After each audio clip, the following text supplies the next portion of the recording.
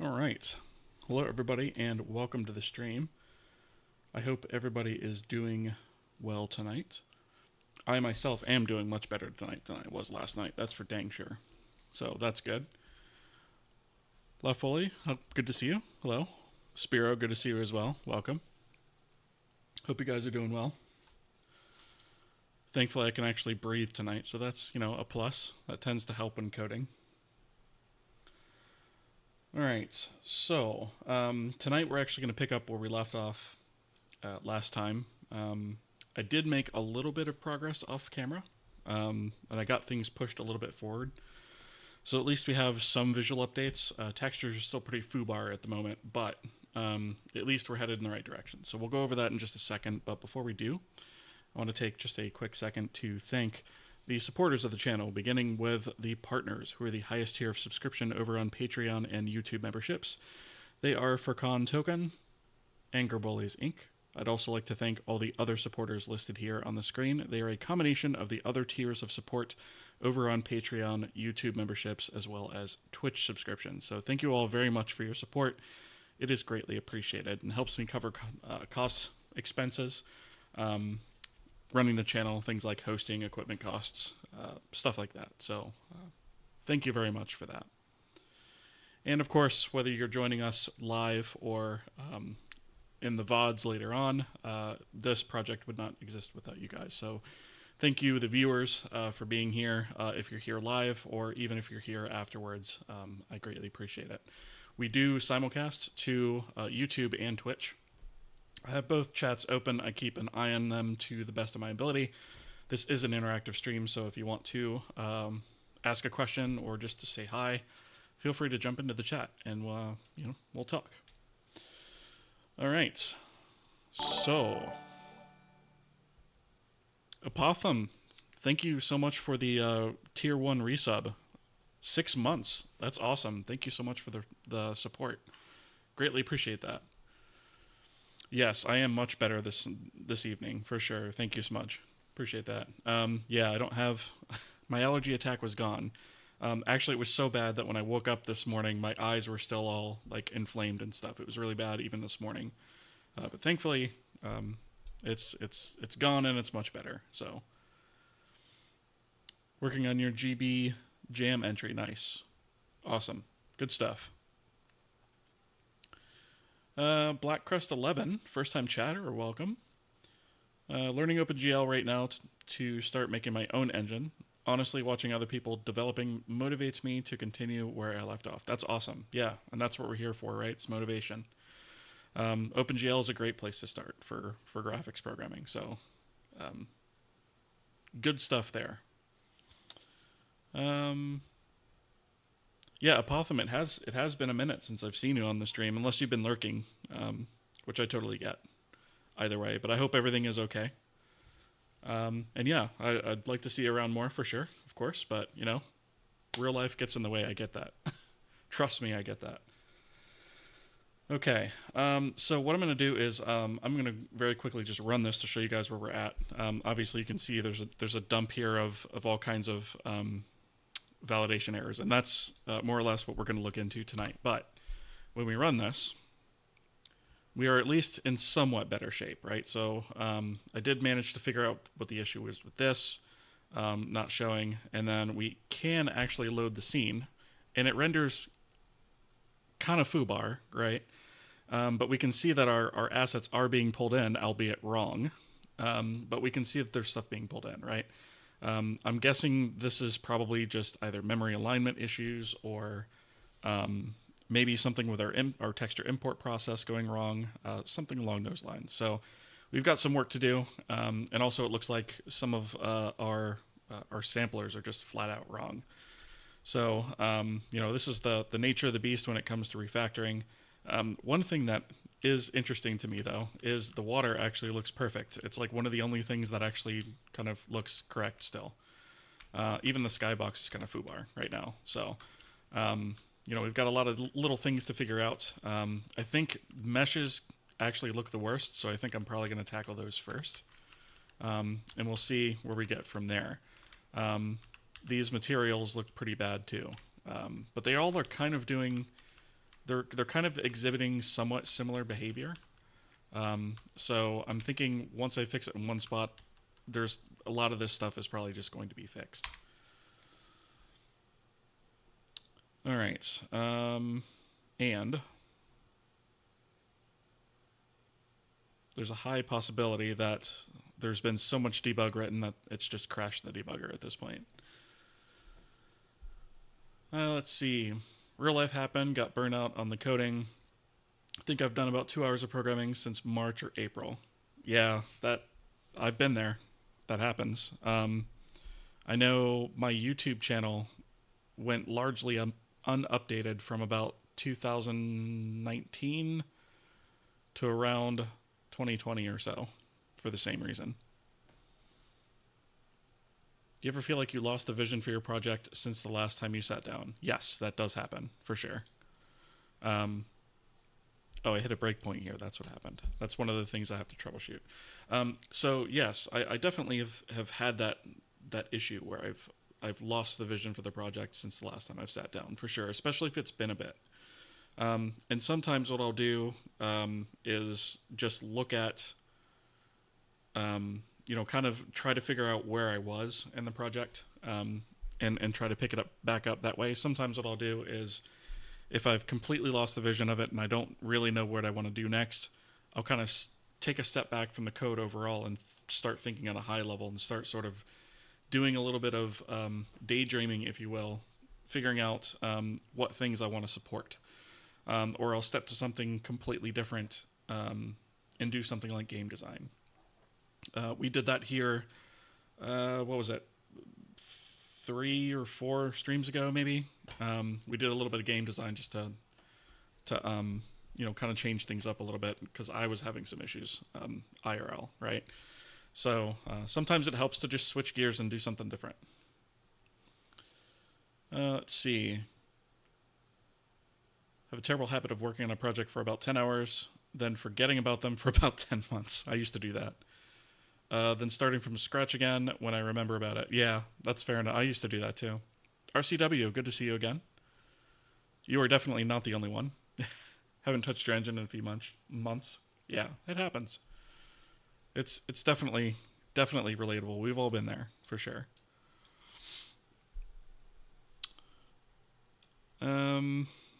Okay. So I did notice upon shutdown that I'm getting spammed with a crap ton of these.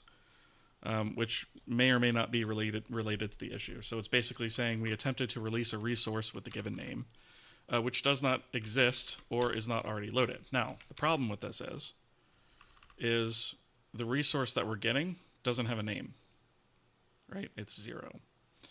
So it's very kind of difficult to figure out what this is. So I'm going to try and kind of debug through this and see if we can't figure out where this is coming from. Looks like this one's coming from the texture system, which is probably going to be most of it, to be honest. So we're releasing a texture resource. Now this is a skybox. So we're releasing the cube map texture. So for some reason that doesn't have a name. So when we go to load the cube map texture,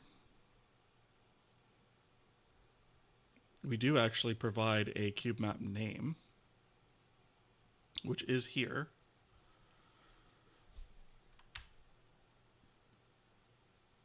So what the heck happens to the name? Let's actually put a breakpoint here and restart the application. Maybe we're just not copying it over or something like that. So we'll load and we'll step into this. All right, so we do have a name here. If I take this value and copy it to, if I go into the debug console and I do kname string, get, and just paste that ID in there, we see that we have the string skybox, right? So we know that our string exists. So the question is,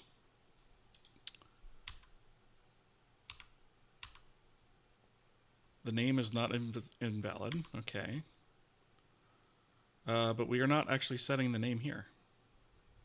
request base type listener callback. We're setting an asset array. There it is, actually. That was actually shockingly easy to find. So let's go to texture system.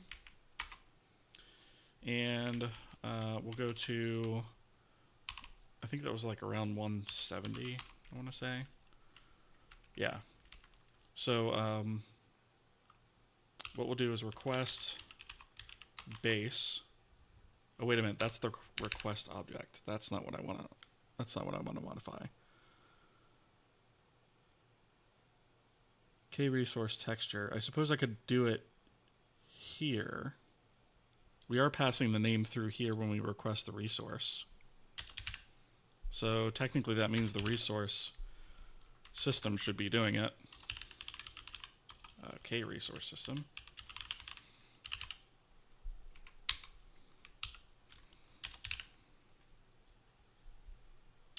Let's see. So we go ahead and we look up the name. So if we have a lookup ID, we don't need to apply the name. If we don't, and we're doing a new one. Interesting. So we do actually set it up here. And that's in the base resource. Okay. Are we doing something in the release then? Maybe before. Maybe we're unsetting the name before we actually send it off to the handler, which would be bad.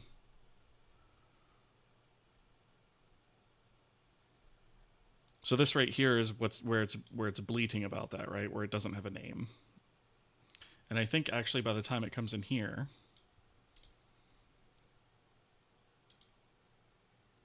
wait a minute though. Does it have it here? Let's put a breakpoint on that, right? So if we have resource system and we perform the lookup here, right? Let's run this. Load. I'm just gonna kind of skip that for now and then escape. So we don't have a resource name when it comes to this point.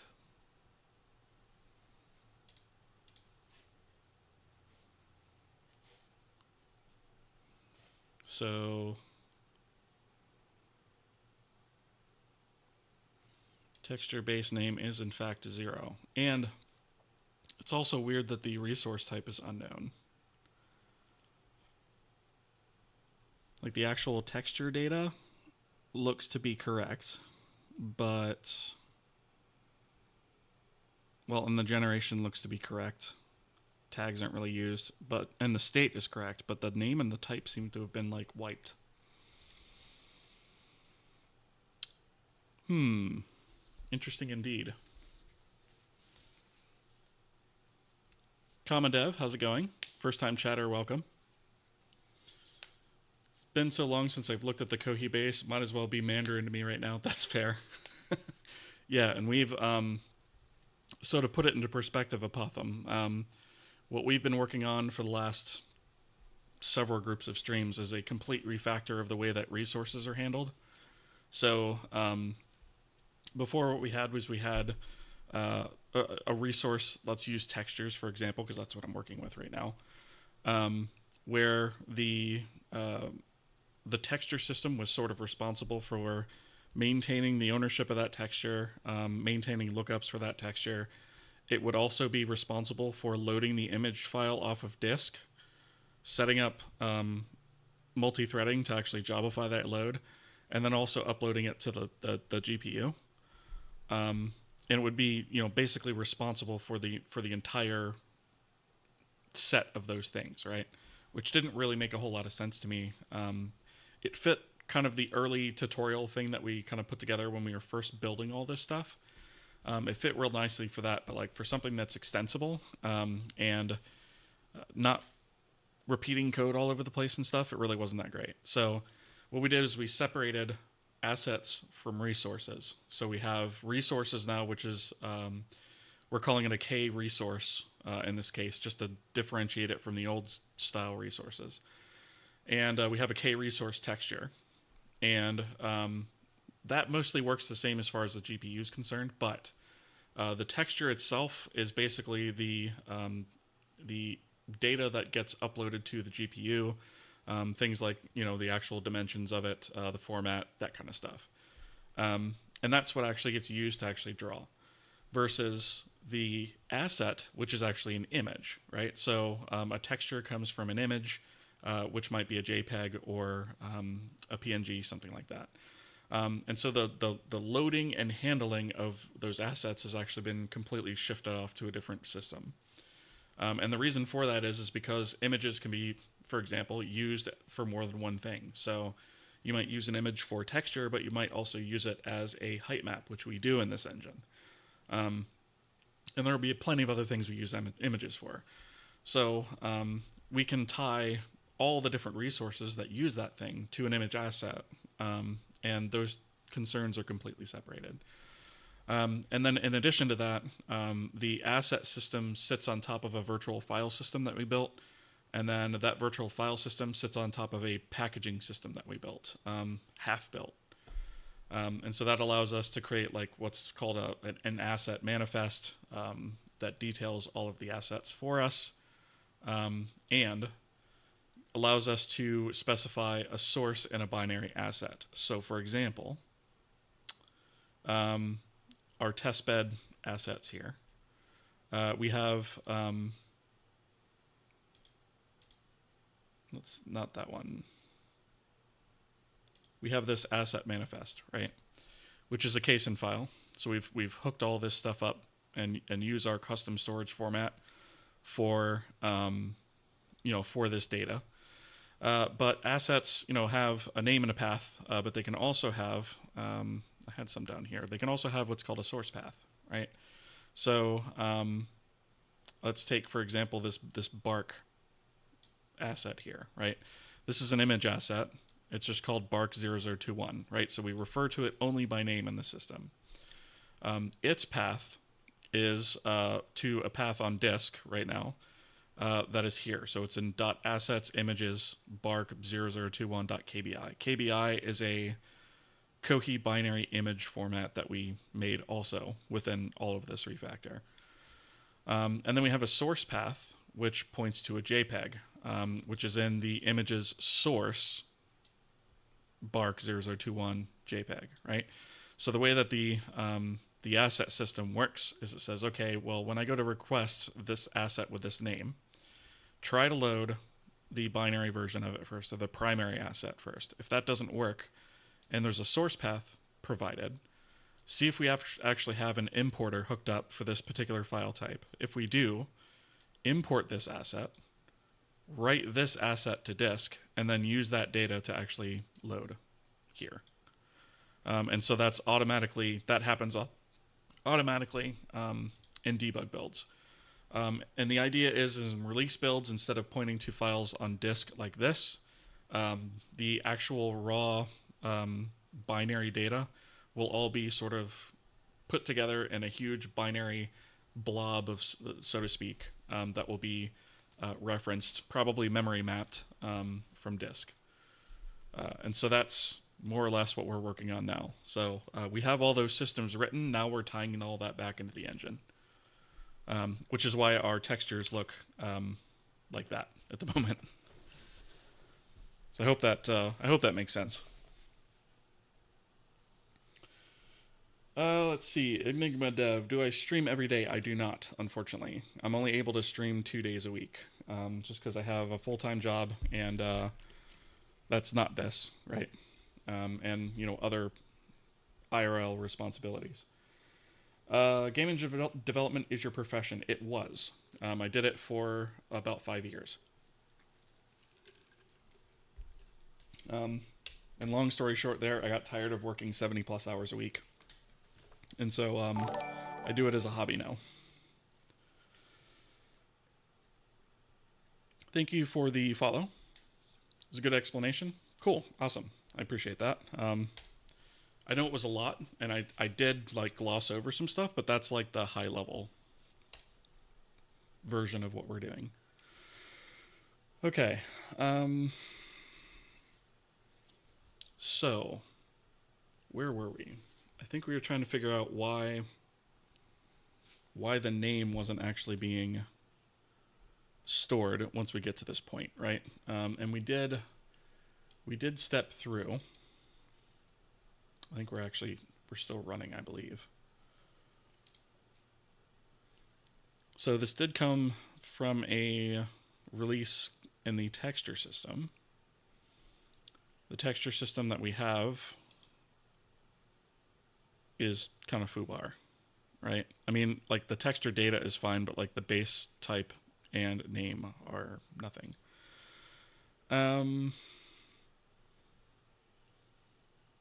Let's see. How can I determine?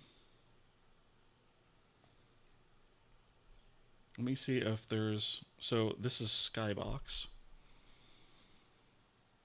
So here's the cube map. The texture for that we release.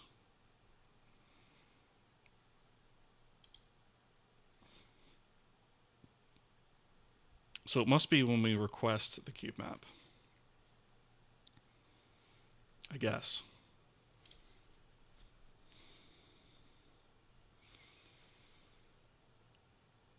But really that should be...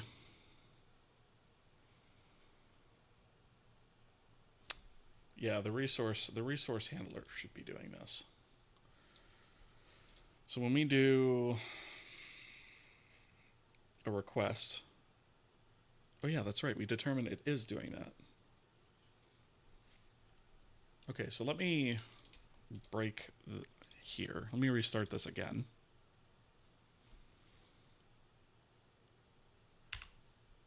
And step into this.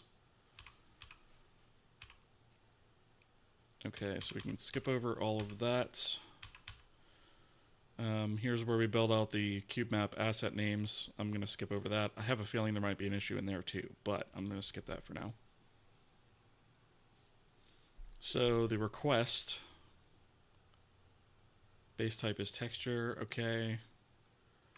We're requesting a cube map. And then when we do the system request, we pass along the name, which is there. So we checked for name. That's not going to exist yet because we haven't loaded it, right? So we're going to go ahead and create a new one. Probably going to have to just do this because I don't know how far into the loop that is. 21. I'm glad I didn't do it manually. Okay, so we go ahead and we grab a handler for the resource type. So it did grab the texture handler, which is good. We go ahead and allocate for that. So this is just going to allocate a key resource texture. We don't need to step into our allocation routine. And then, so our lookup resource is here. Okay, so we add an entry to the binary search tree for the node. And then here's where we actually set up all the stuff for the lookup, right? So the lookup resource, name is there.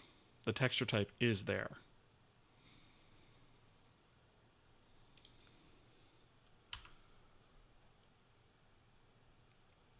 So then we request the asset, or sorry, the resource.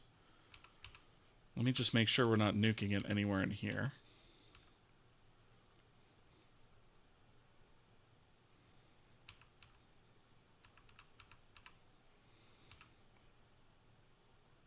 Okay, so here's where we actually say, okay, we have a list of assets that we need to load for this particular thing. In this case, it should be 6 assets, right? So if we do assets here, a length of 6. So let's see. Asset info, asset name. And the package is just going to pull from whatever one it can find it in. Okay, so that should be fine.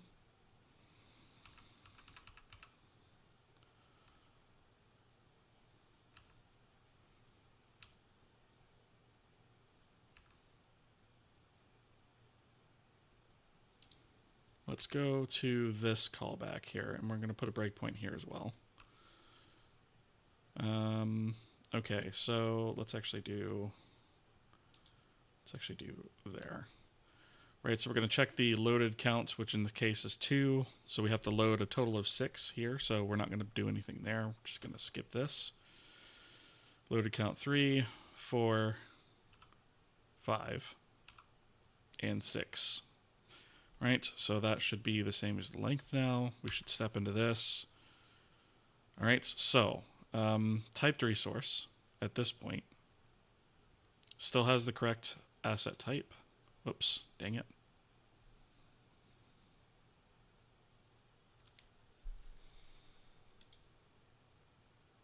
Oh, at this point, that's completely wrong now. Why has that happened?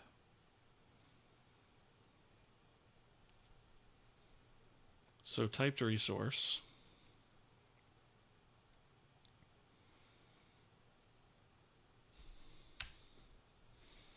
is a K resource texture.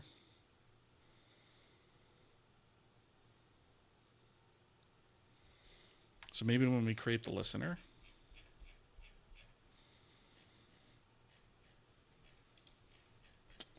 maybe it's when we create the listener.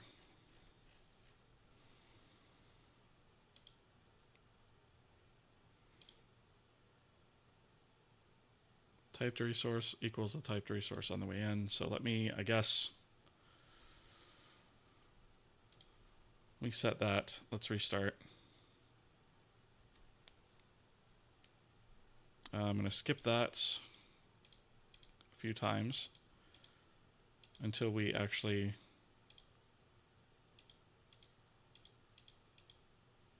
are loaded up where we need to be.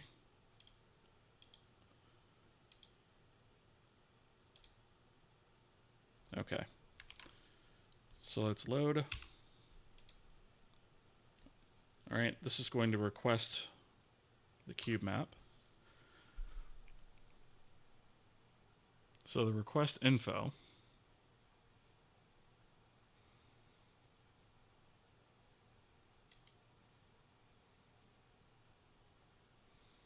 the type is set.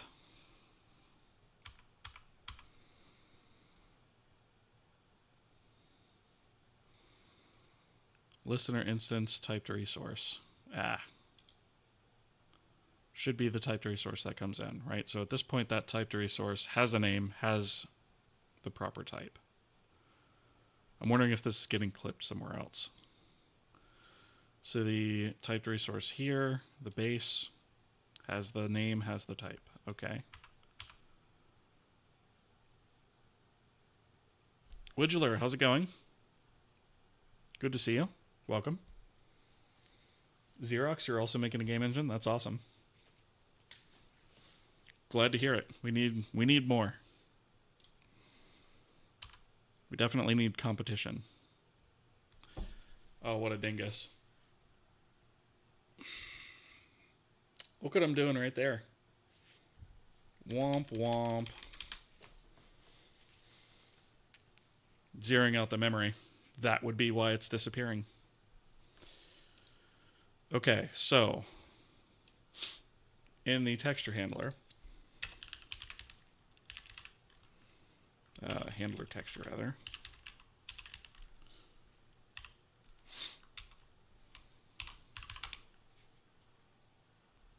we don't even need this. That is already set for us.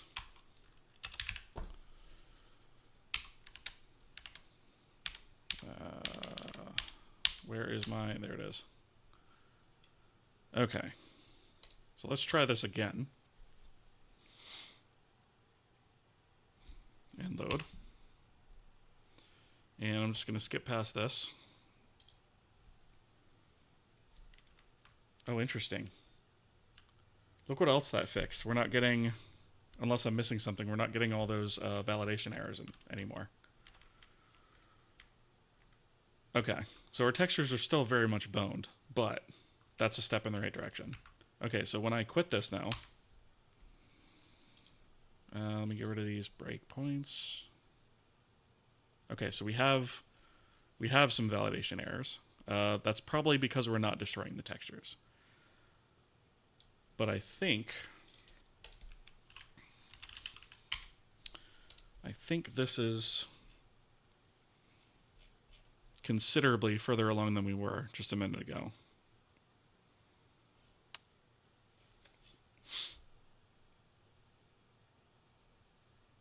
So we still have, these are for assets, so I can kind of skip those. And then we had a bunch of these sampler refresh required. New. Okay, so I'm going to have to look and see why that's triggering over and over and over again. It looks like our map generation is probably not working right. That's probably what that's about. So that's just spamming the console. We obviously don't need to be doing that. And then a little bit further down here, here's where we shut down. And then, yeah, destroy device. Yeah, this is bleating about the textures not being destroyed. Okay. That's a separate problem to solve. And I'm not going to worry about that one until we actually get things rendering correctly. What is weird to me, though, is I do see some of these messages in here with, like, texture and map MIPS of 0 and 0 or 1 and 1. But I don't see anything in here with, like, that's better than that. So I guess probably what I'm going to need to do is just look for this.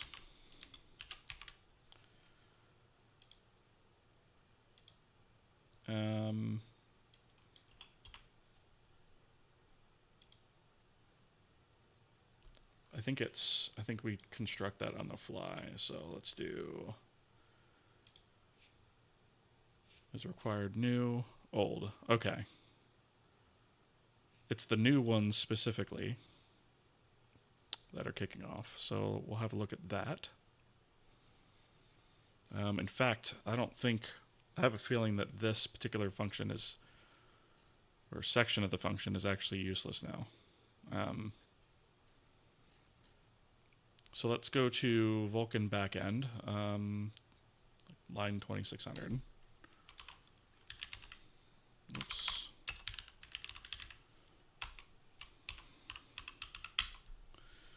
All right, so this is saying if we have K uniform resource texture maps. But I guess when I was doing a find and replace, I also did it for this section. And I believe that actually makes these two sections identical now, which means I can remove one.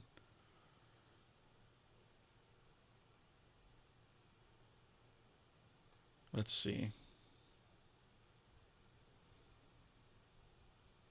Yeah. Yeah, we don't need this. So make that gone. Let's see. I guess we probably ought to keep that.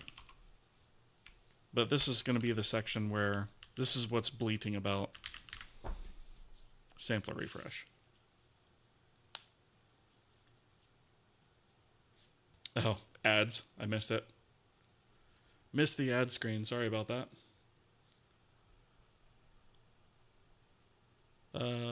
Guy CH? I hope I pronounced that correctly. I probably didn't, though. I'm doing well. How about you? Welcome. Bam Bam. So I got a copy of Game Engine Architecture First Edition. Have you read that also? I imagine fundamentally it's still good, but it's from 2009. Yeah, so that would be the main difference. I think the third edition has some extra sections. I want to say that, like, threading discussions was a big part of the updates for that. So you're probably missing out on that and a few other things. Because I know the third edition had a lot of stuff added to it. even over the second edition. But yeah, it's not gonna be bad. It's probably not gonna contain anything about Vulkan either, but that's okay. In fact, when was this one published? The third edition.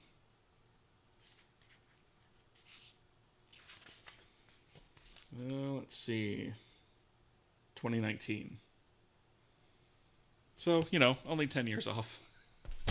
But hey, it is what it is, right? It's better than nothing for sure. It's certainly a good start, right? All right. My game engine uses and is built off of C++ and runs at 20,000 FPS because it only requests a screen refresh every time your monitor refreshes, so 50 hertz or more. Yeah, when it detects multiple visible game objects, it does greedy meshing. Yeah, we don't have all that stuff yet. At some point. This is highly unoptimized at the moment, actually. We have to do an optimization pass. But I'm also running Vulkan validation layers, which is like the heaviest bit out of all of it.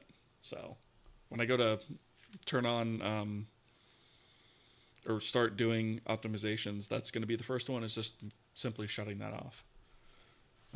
That increases my frame rate by like 5 times or something like that. Engine is meant for lower power computers like Chromebooks. That makes sense.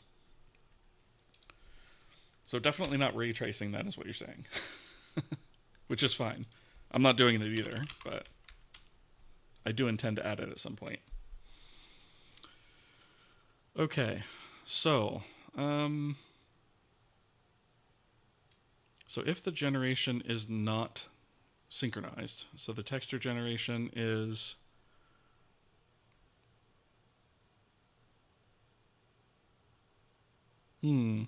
okay.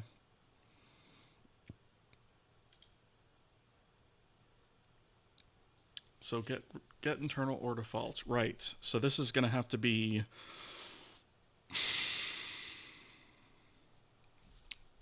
and I really do want to fix this too. I'm just hesitant to do it now until we get things rendering correctly. So basically what this does is it takes a look at the texture that we're using and determines whether or not it's valid. And invalid can mean simply not loaded, right? So if it's not loaded, then what it does is it retrieves the internal data for the default texture, which is just like a checkerboard pattern. And we do that so that we can still draw meshes even without like having a valid texture. There's other things that can cause a texture to be invalid. And that way we actually still run, and it's super obvious that we don't have a texture assigned somewhere when you see that checkerboard pattern. So that's what that's doing. So that retrieves the internal data for the texture as well as the texture generation. So the texture generation, if it's invalid, will mean that the texture is not loaded, right? So we can then, we can assume at that point that we're using a default texture. And we also update the texture map to be invalid ID. So if texture generation is not invalid ID, which means it has been loaded, it is a valid texture, then we check the generation against the map generation. And a refresh is required if we have a mismatch there. And so a sampler refresh basically says, well, it's possible that the size of the texture changed. Like our default texture is only 16 by 16 versus some of our textures are like 2048, right? And the difference that makes is in how many bitmaps we have. And so we go ahead and we check that against the map as well. So what's confusing to me is that the MIP levels on a map should always be 1. It should never be 0, right? It should always be a minimum of 1. And so I saw some in there that were 0. And so we'll need to look into that because that means that I'm not initializing something correctly. And that's why we're getting all the console spam, I think. All right, but if the refresh is required, and it fails to refresh, then we bleat about it, which I didn't see this warning.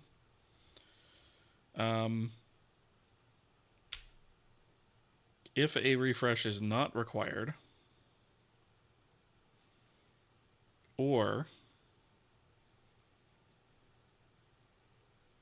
the texture map resources refresh succeeds, then we sync the generation of the texture map to the actual texture generation.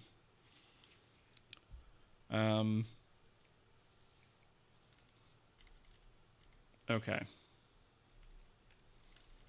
Nothing in there seems particularly off to me. The only thing that I can think of is maybe that the map generation... Well, I was going to say the map generation should probably always be invalid ID if it's not loaded, but let's do this instead. Let's actually create a breakpoint. So we'll create a breakpoint... I don't know.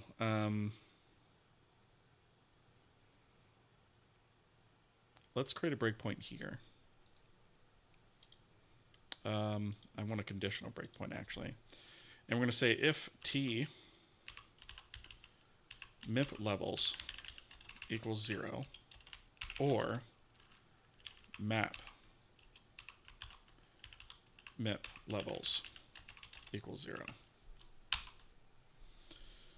And we'll run. Okay, so it's not any of the UI stuff. I have a suspicion it's probably like the skybox or something. Okay, that's the load. We actually don't need a breakpoint there anymore. Okay, so we've loaded something, right? Let's see what all we have here. So this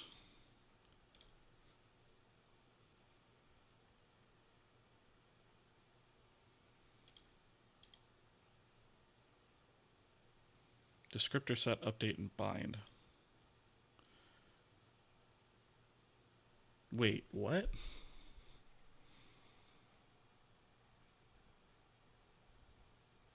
We don't...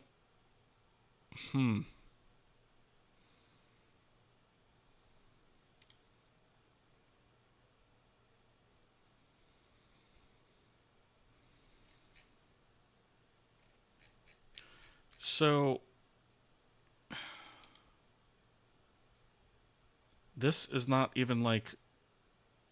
How is this call stack even existing right now? What am I missing? So my breakpoint is inside Vulkan descriptor set update and bind, right? But if I go into the call stack one above that, it's somewhere else completely in the code. Okay. He thinks the debugger might be... I'm just going to rebuild. Maybe the debug information is out of date. Ah. We do actually have something. VFS 130.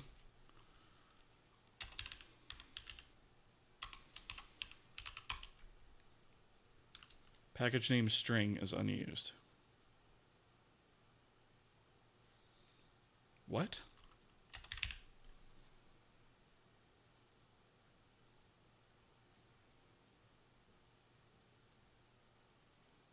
Well, clearly not, because it built. We'll try that again.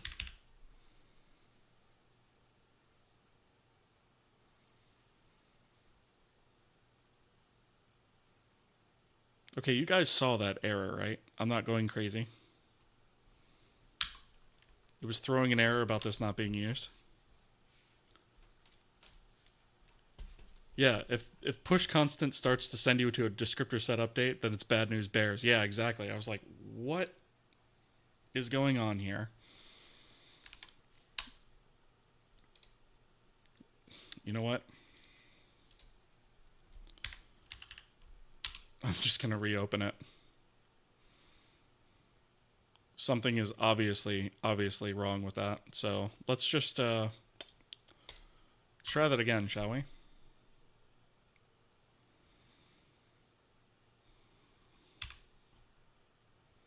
Okay. Okay, that is what I expect. Apply instance. Totally makes sense. You a developer. We are always a little crazy. Just saying. Thank you for the 200 bits. Yes, you're not wrong about that, for sure. 100%. And welcome, first-time chatter, by the way. I really appreciate the bits. Thank you.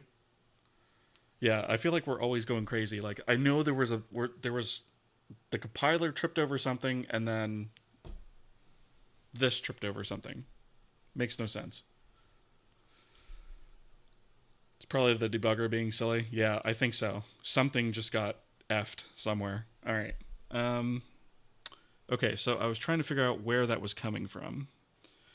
So rendergraph node execute. This is the shadow. The shadow pass is doing this. Okay. Didn't see that one coming.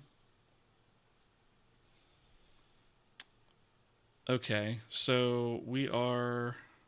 The only thing at the instance level is the default color map.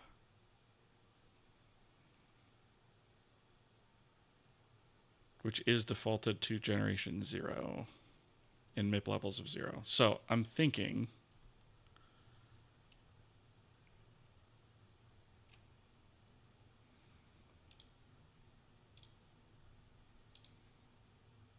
What did bind map actually wind up doing? Let's see. Do we have a material? We do have material. Do we have material maps? We do. Okay, so it must have used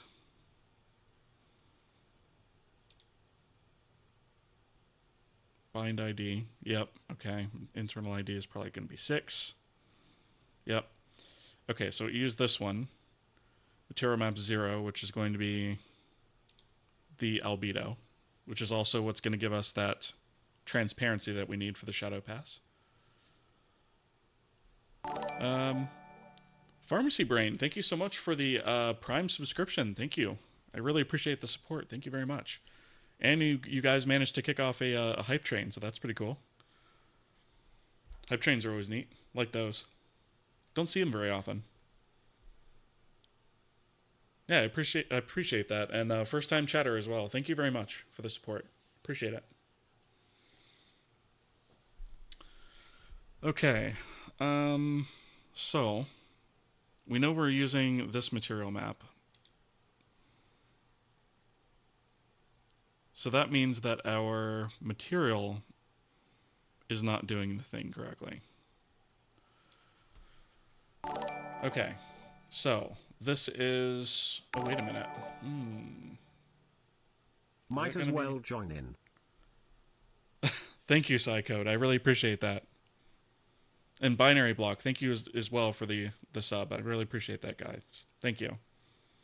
That really means a lot. The support means a lot. So I really appreciate it.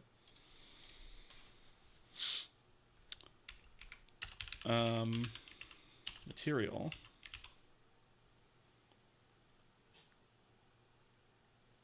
Smudge. That's pretty funny, Smudge. Timing is a thing, right? Material, man. System.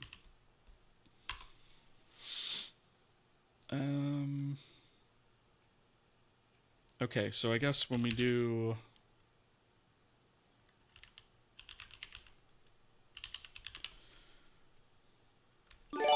Acquire?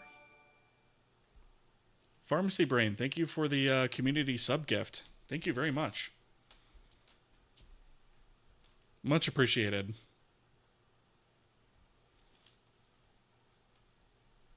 LaFole, he dodged it, right? That's always my experience, too, with gift subs. Whenever I'm in a channel and somebody does that, I always dodge them for some reason. They don't like me very much. Smudge, thank you for the tier 1 gift sub. I appreciate that. Very much appreciated, guys. Thank you.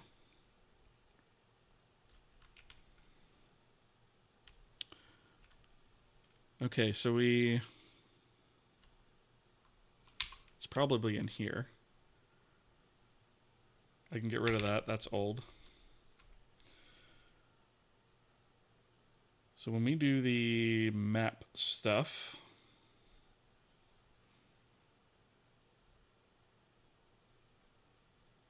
in here, let's see, where was that actually done? We set it here. Needs creation.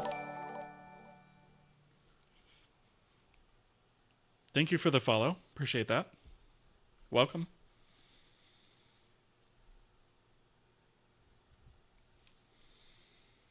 Have you thought about making a VOD playlists based on topic?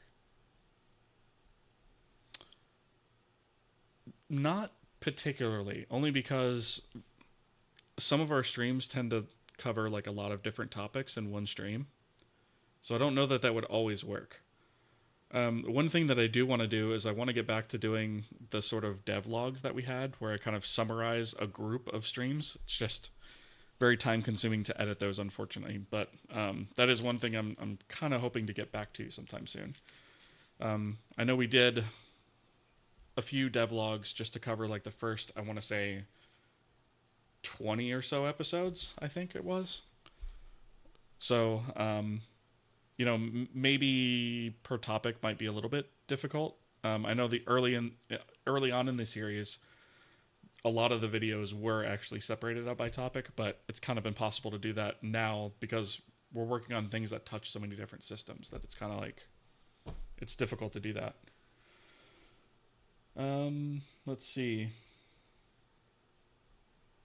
It's so optimized that you can run ray tracing on a low power device from a Core 2 Duo from 2006. I want to look at this at some point. I would look at that, Xerox, for sure. I'm curious. Some footage wandering around in a scene would probably be good. Yes. Definitely something along those lines, for sure. I think... Oh, you found the dumpster fire? Yeah.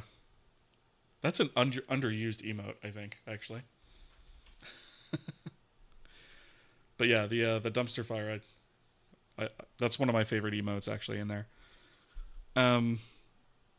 Yeah, so I think the footage stuff is going to come once we get done with this. I think I'm going to actually take a little time, maybe find some assets to like dump into a scene and create some nice video and screenshots of some assets. Let's go Travis and Hype Train. Thank you so much. I appreciate that. Definitely appreciate the hype train, guys. Thank you very much for all the support. It's very much appreciated. Working on a project in the after hours is already complicated. Having to edit footage and create vlogs must be really tiring. It can be. Yeah. And something... It was like one of those things, like I had to choose something to go, and that was it. So maybe at some point, you know, we'll be able to... Oh, it gave me a new emote. Check that out. That's pretty cool. I like that one. So yeah, I think at some point it'll be really nice to be able to step back into that, but for now it's too time consuming, unfortunately. Weeb emote. Mega consume, yeah. Yeah, dumpster fire is definitely one of my favorites. I can't wait until I can change like the prefix of my channel so it's not like so long, but yeah, the mega consume emote is pretty awesome. And of course you have to have the PogChamp, yeah. All right, so acquire reference.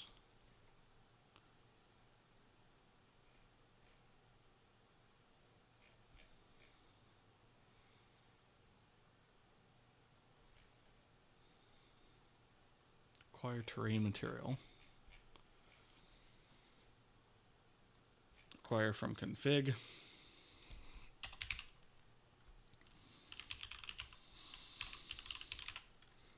It's gotta be...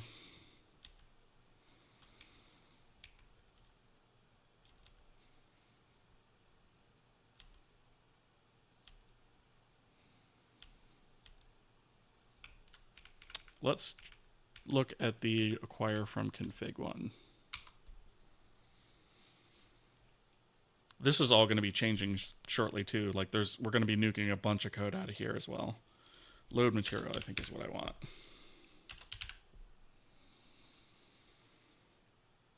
So I know in here somewhere,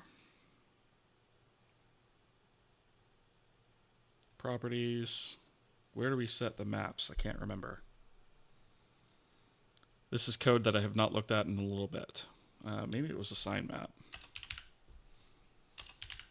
This I have briefly come in here and looked at, but let's see, texture system request, and then texture map resources acquire. I wonder if I should just do it in there. This is one of the reasons I want to change over texture map creation to the texture system. It's because it's kind of done very ad hoc and all over the place at the moment.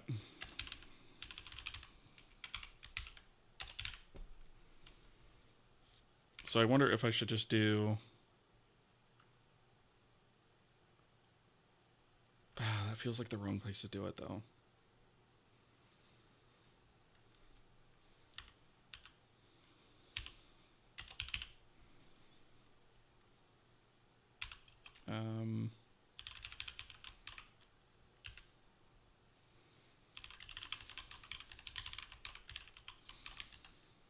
What is it? Texture map, resources, acquire.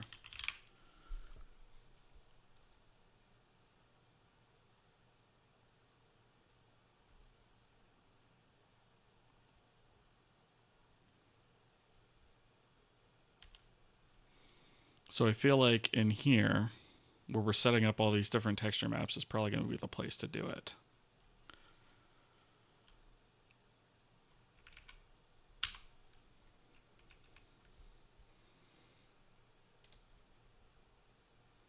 Right, so we have the... This is default terrain material. Create default PBR material. Which, honestly, some of these are probably the issue as well.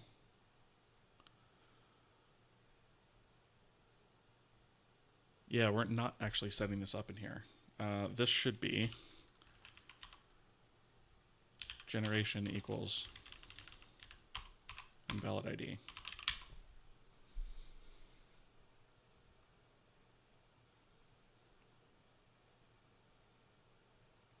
So we need one there. That's default PBR material. Default terrain material. I don't think we're doing that in a loop anywhere. So I'm literally just going to have to do, I guess here. Map generation ID. And then map MIP levels equals 1. I forgot to do that further up. Need the MIP levels as well.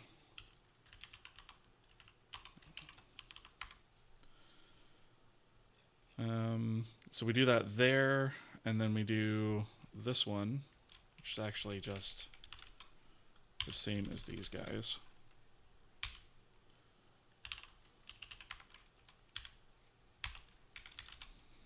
And then there's one more.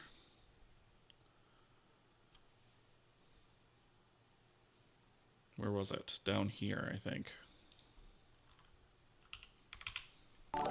Which this is actually going to be. Thank you for the follow. Welcome. How are you doing tonight? We'll call this one IRM, right? And we'll say that's a K resource texture map pointer. Whoops, forgot the... Right, and then this will be that. And actually we can just do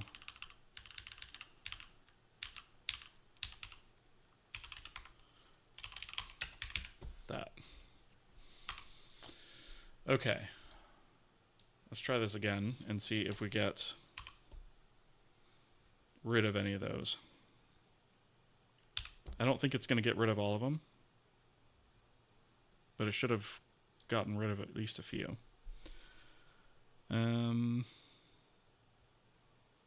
Let's see. So apply instance.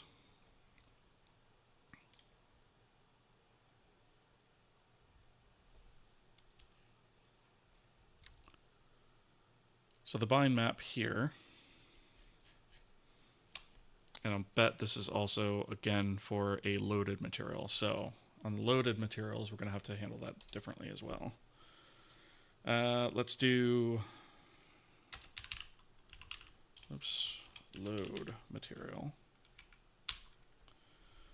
And somewhere in here, here we go. Here's the maps, config maps, configure map. Okay, here we go. Assign maps.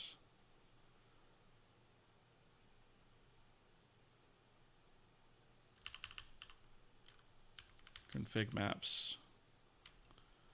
Okay, I guess in assign map is going to be the place to do it.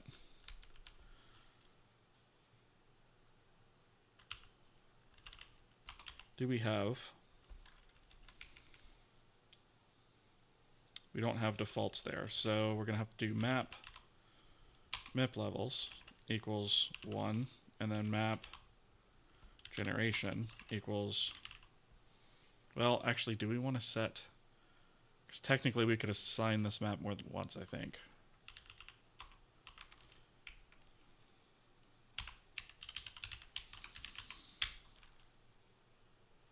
Let's see, that's within load material.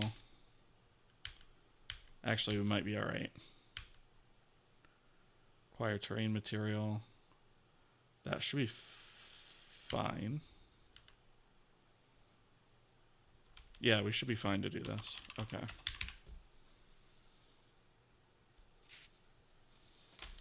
Let's see. Doing great. Hope for all is well for you, and thanks for the stream. Awesome. Well, welcome. Glad to have you here. Sorry for being so new here, but what are you working on? A game or a game engine? So at the moment, it's a game engine. Here, I'll actually do... I'll do the little introduction that I like to give whenever we get like rated. But we've got some new people here, so I'll go ahead and step through this real quick. So we're working on something called the Kohi game engine. So it's a game engine that we've written from scratch using C and Vulkan as our initial rendering backend. I say initial rendering backend because that's the first that we're going to support. We're also going to support Direct3D and Metal. It started off as a sort of YouTube tutorial series, and it kind of changed formats a few times, trying out different things on there. And ultimately, we landed on the live stream format. So the first part of this series is sort of tutorial based, and then we eventually landed on live streaming. We've been working on the project, or I say I've been working on the project for about 3 years now, in my spare time. And it's basically less than part-time per week, right? So if I were to like condense this into a full-time schedule, it's about 6 to 8 months worth of work. And so the engine itself is open source and free. So there's a GitHub repo for it. It is Apache 2.0 license, which means that you're free to use it for whatever you want to use it for, whether it be personal or commercial, does not matter. All that I ask is that you say that you used it, right? If you use it, say you used it. That's it. And so the repo's got a few screenshots of some of the stuff that we're working on. These are actually a little bit old at this point. We actually need to update those to some better ones. Maybe after we finish this refactor, I'll replace these. But so that's that. We have links here on this website. This is sort of the main portal website for the whole thing, which I'll go ahead and drop a link in chat. So it's kohiengine.com. That has links to the YouTube channel, Twitch, the GitHub repo down here, Patreon, all that good stuff. We have a Discord server that's approaching 1,000 users. There's even the live stream down here at the bottom, which I don't have set to autoplay on my browser, but if you do, it'll automatically play. And the other thing I should mention is this is cross-platform. So this is available for Windows, Linux, and Mac OS, right? So the idea here is that we want to use as few external libraries as possible. We do use a couple, but it's mostly for loading like true type fonts, loading images, things like that. Otherwise, everything is written completely from scratch. We do have some API documentation here if you're interested in that. That's like auto-generated API documentation, right? Just Doxygen type stuff, right? So, we can drill down into this. It looks like this is kind of out of date, but, it's got all that good stuff in it. So we generate that. And yeah, that's more or less it. So the reason that I'm creating this is because I am looking to create an educational resource that I wish that I had when I was learning how to do this stuff. And that includes not only having, like, I feel like tutorials are not intentionally disingenuous with this, but I feel like a tutorial is a very, sterile, boxed environment that doesn't necessarily match the true form of development for something like this, right? And that's another reason that we changed to live streaming, is so that you guys can watch me screw up code live, right? But we also go through our design processes here. We troubleshoot things, we debug, and I think all those things are important skills to have. And if you don't have them, it probably helps to watch somebody do it, right? So that's why I include all that stuff here. I try not to do very much off camera, although these days the engine is getting big enough where I have to do some stuff off camera because I simply don't have the time, to stream full time, unfortunately. Let's see. Have you read physically based rendering / real-time rendering, and would you recommend either of them? So, it's funny you mentioned this one, which is real-time rendering. I have it here on my desk. So, yeah, I do recommend that one. I've not read physically based rendering all the way through. I have a digital version of it. I want to get the hard copy version of it, but yeah, one of these days. Wanted to start with OpenGL and graduate to Vulkan. That's not a bad move. Not a bad move at all. Yeah, I would just say, just do it with it in mind that you want to move to Vulkan. I would not get stuck on OpenGL if I were you. Okay, let's try this and see if that eliminates some of our stupid messages here.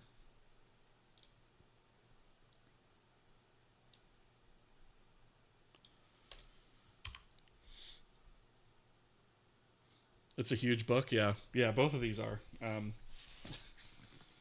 Yeah, so it's actually hard to lift them both at once. Yeah, these are the two books that we were just talking about side by side, right? So real-time rendering and game engine architecture. They are both thicker than a bowl of oatmeal, right? For sure. 2C's thick, at least. Usually like my books with lots of pictures. Yeah, I get it. OpenGL is really good to learn buffers and whatnot, but it's a weird state machine of confusion. Yeah, and that's what I don't like about it, is that it's hidden state machineness. Once you have access to something like Vulkan, it's very hard to go back to that, right? Okay. And the irony is most of what we're doing here isn't actually even Vulkan related tonight. It's actually the systems surrounding that. Okay, so it looks like it's still... Well, wait a minute, though. Why is this actually triggering? So generation is invalid. Map generation is... Oh, I hadn't thought about that.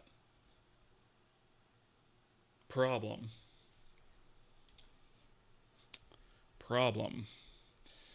Let's go to...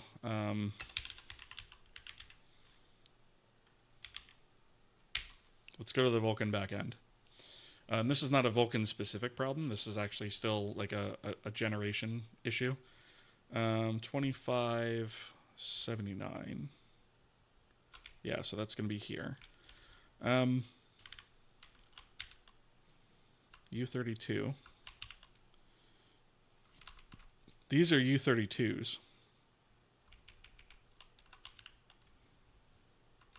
So we've switched that. Wait a minute. Why was that one 255?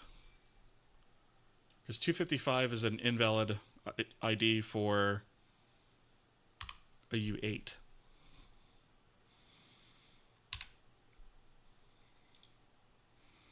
Right, so that's the texture generation.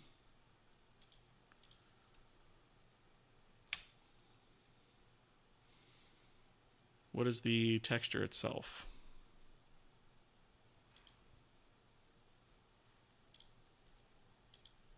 Let's see what this is.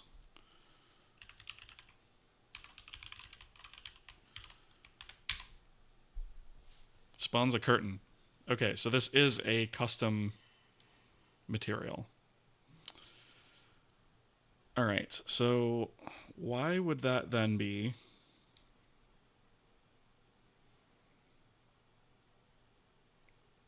There's a couple things I see wrong with this, actually.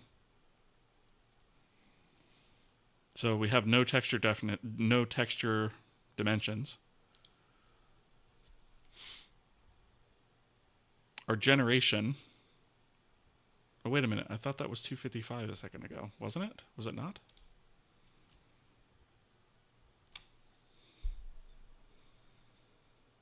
What did this return?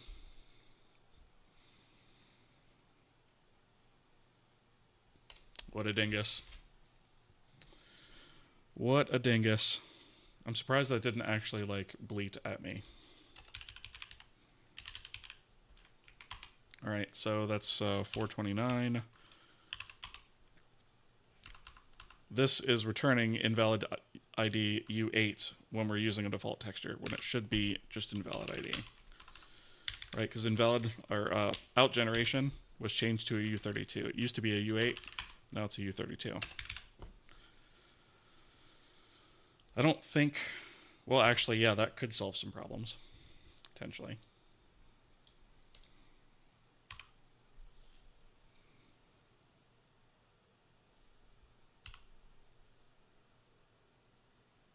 Hey, look at that. We're no longer breaking on that point. It completely solved that issue, actually. All right, so what we have here is obviously, you know, our layered textures are not correct. Things are not being sent through as they should be. We've got some sort of weird dingus-oriented programming stuff going on here. Some of our textures look kind of correct, right? But some of them are just, you know, most of them are just completely shot, right? Our water kind of looks okay. Kinda. Skybox is foobar. So let's see, what have we got in terms of? So all of these sampler refresh things, this is actually normal. This is what I was expecting to see. You know, with 10 or 11 map levels, I was expecting to I have been a that. developer for 18 years, mostly full stack web development.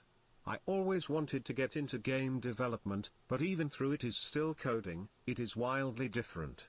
You could not be more correct about that. Yeah, it is wildly different. And at the moment, I'm actually doing web dev during the day. But yeah, it's completely different. Just call it surrealist and move on. There's nothing I don't like about that. Oh, Dingus Dev, you're here. That's hilarious. Who programmed this thing? Is it sign extending? I missed it. No, it was, yeah, I was basically just returning. So I was checking against invalid ID in the code base, but I was returning, when I was using a default texture, I was returning invalid ID U8, which is not the signal for unloaded texture. So, yeah. That was a thing. Let's see. Always wanted to ask, how much physics knowledge do you need to have? Depends on how much physics stuff you're going to use, right? Most people will probably use a prepackaged physics library, so I would say not very much. And in fact, probably when we get ready to do major physics with this, we probably are going to use a physics library as well. It's one of the few places where I'm just like, you know what, it kind of makes sense to just use one of those. Because one of those can take years to write just by itself. So yeah, that might be one of the places I actually do use one. Have game engine architecture. I started like three times. Just need to stick to it. Yeah,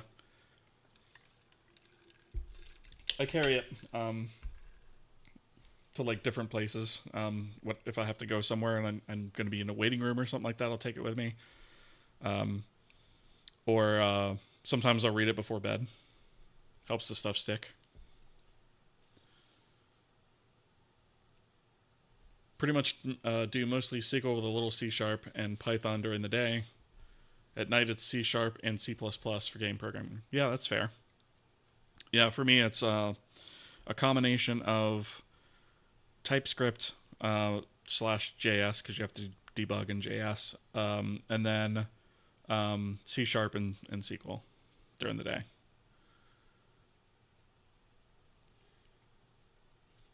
9.81 divided by S to the power of 2, physics complete. Gravity, yeah. I do recognize that one. Let's see. Okay, I think I got caught up.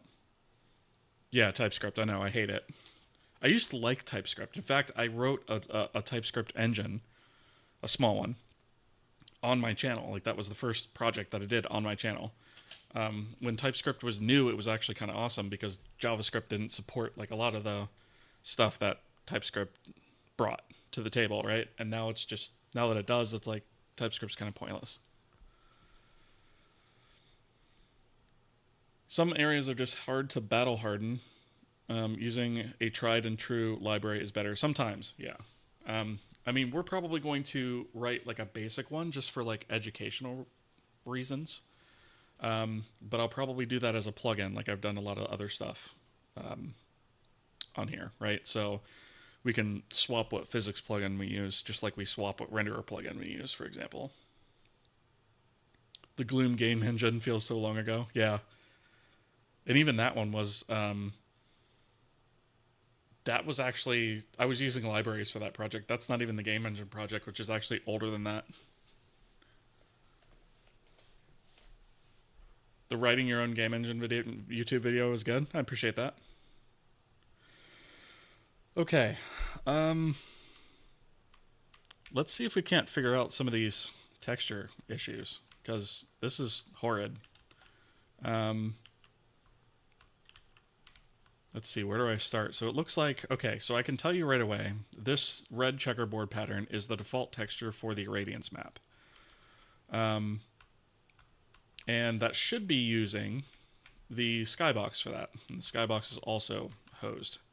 Maybe we should look at the skybox first. Maybe we can see about fixing that first. Let's do... Oh, and I have to fix all the shutdown stuff, but I'm not going to worry about that for now. Let's crank up the old render dock here. And I just want to capture a frame and see what's going on. Right, because this might help us like actually figure out what the heck is going on with some of this stuff. So capture that.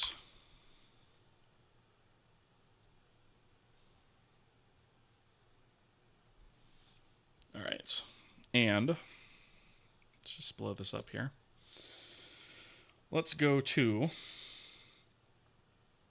you know what, I'm not even going to worry about the shadow map pass for right now. I'm just going to worry about the forward rendering, and then if the shadow map pass needs stuff fixed, I'll fix it. All right, so I'm also not going to worry about the reflection and refraction passes, because those are going to be fixed once we fix the other issue. So I'm actually going to go straight to this last one, which is actually what draws everything sort of in normal mode. Okay, so these are all the terrain chunks, so we can skip past the... Wait a minute, here's the skybox. That's what I want. That's what I want. Okay. So...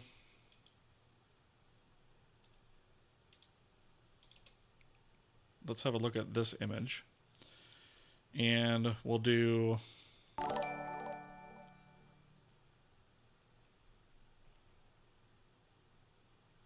Somebody, I think, followed. Thank you.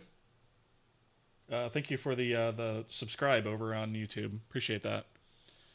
Up, Automod, gotcha. Yeah, that's all right. I'll let that one through. My debug texture is bright pink with cyan text. F'd in the middle. Kind of hard to miss. Yeah. I'm probably going to wind up generating a default texture that once I have emissive and like animated textures supported, I'm going to make one that's really super bright pink and obnoxious. Getting close to being forced to update to Windows 11. Yeah, I did it on my Windows install just to get it over with. Okay. Let's see. What was I doing here? So where is the...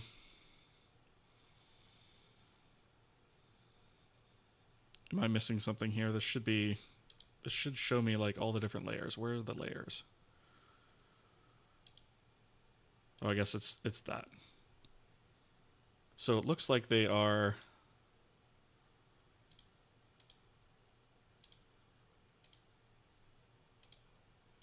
Okay. That looks to me like it's just not like actually loading the images correctly. So let me try something really quickly, because I know that we kind of went back and forth on like the generation of those images a few times. So it's possible that they got generated incorrectly. And when I say generated, if I go here into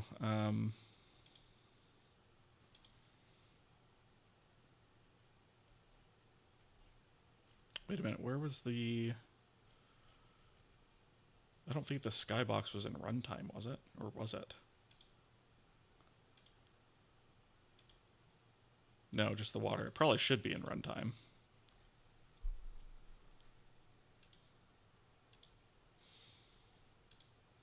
Okay, so I'm going to take these skybox images. I'm going to delete them. And we're going to regenerate them and see if they come out any better. Now it's possible. Okay, that's interesting.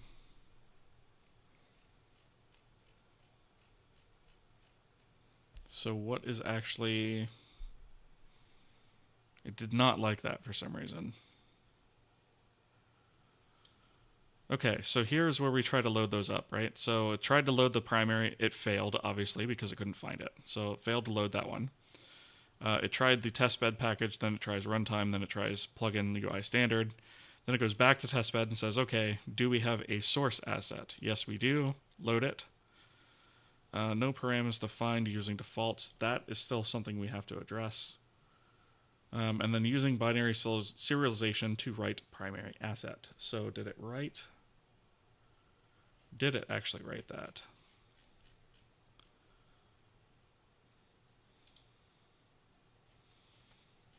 So we have, that's runtime. Yeah, it did write them out.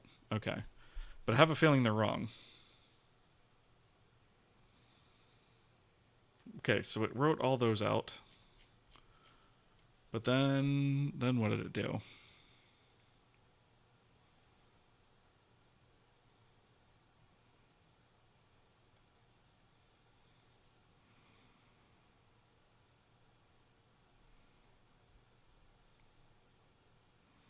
Oh, it looks like there's a whole bunch of undefined properties when I went to go create it. Why would that have happened? Does that only happen when we import? Because that might be an issue we need to look into.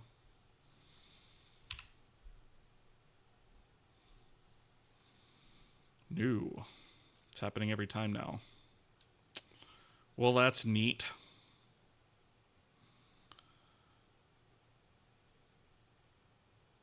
Okay, it is loading the primary assets, I guess. So...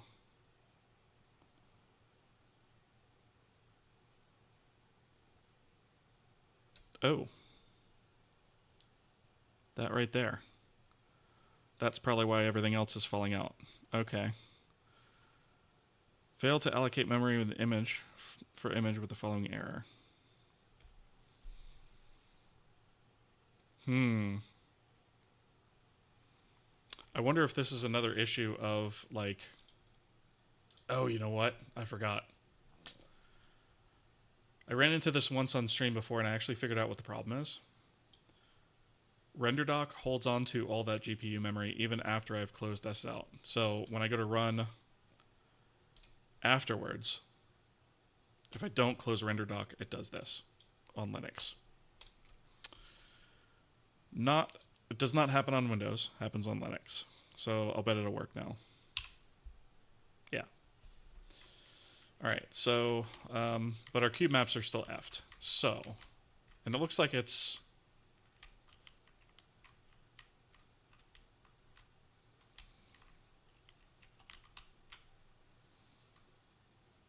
it almost looks like there's an offset to the images, like the way that it's being written in. So, I'm really hoping that this is some sort of, let's see, some sort of bug when I'm actually loading up. I think this is actually in the handler.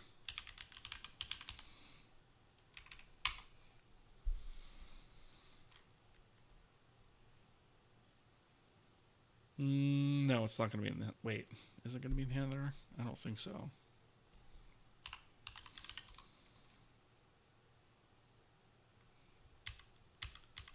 No, it's not going to be. It's going to be in the texture system. Okay.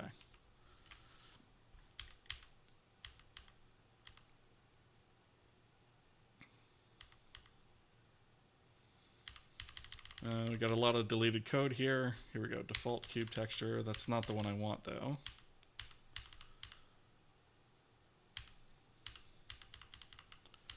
Combine cube textures. Are we actually not doing that anywhere? Here we go. Request cube. Okay, so the way that this cube map is loaded,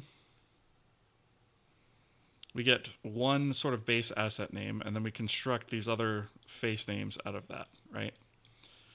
So we do that, pass that through as a request. That goes through, loads, does the thing. And then that's it. Yeah, so it should have been in the...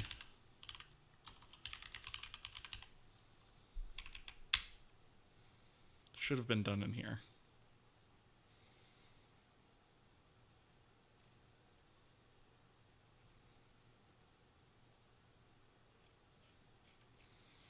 I have a feeling.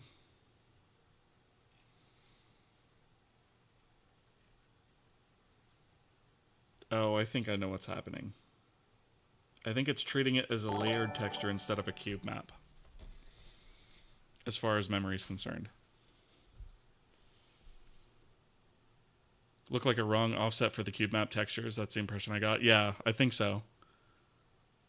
I think it's going to be memory error rewrite in Rust. No, thank you. Thank you for the follow, by the way.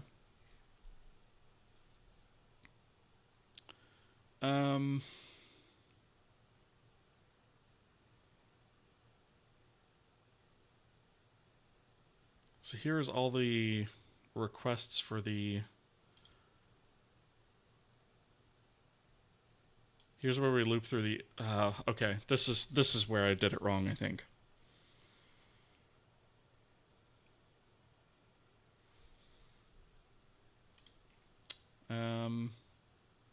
Well, it's either there or it's down here. Since technically this would be recalled when all of the textures are loaded, right? So we have our loaded count. So this is where we would kick this off for a layered image, or any kind of image, really. So we acquire our resources here. That should be fine.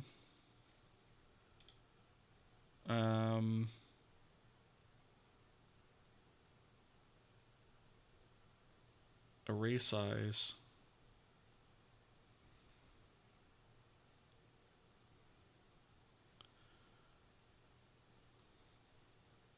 So here's where we have all the pixels, right? And then we do, oh, you know what?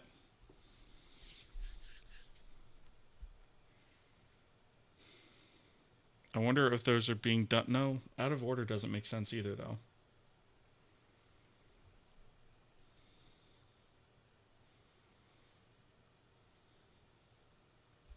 I think I just need to put a breakpoint here and see.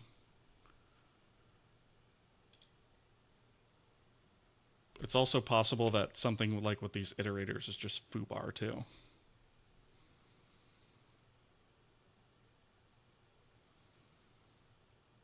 So essentially what we do here is we are going through and we are checking each of the assets that came in. In most cases, this is going to be 1, but in a cube maps case, it'll be 6. And we check to see if the width matches the expected width of, the width and height matches the first one, essentially. So we get the width and height from the first asset here, right? And then we need to make sure that all the other layers match that size, because for a cube map, they obviously all need to be the same size. So what we do is we loop through this once just to check and make sure that that's the case. And then indicate whether or not we have a mismatch. And then if it's not mismatched, oh, I wonder if we're actually hitting a mismatch. I need to debug this, I think is the answer here. So let's do handler texture. And let's go to 290. I suspect there's some sort of skullduggery going on here.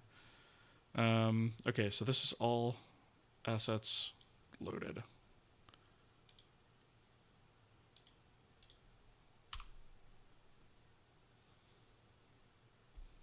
All right, so we're going to skip past that one. Those are the font textures, right? Okay, so this is like the very first thing that loads, so it should be 6. Yeah, that's going to be our cube map. Okay, so width and height is 512. Yep, those are all 512. Channel count of 4, map levels of 10. Okay, so all that is coming through correctly. Market is loading.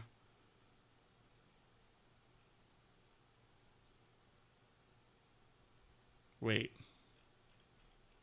Yeah, okay.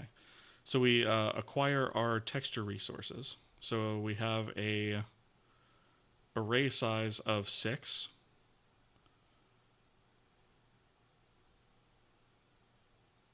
I feel like this is wrong. That should have a flag there, I think.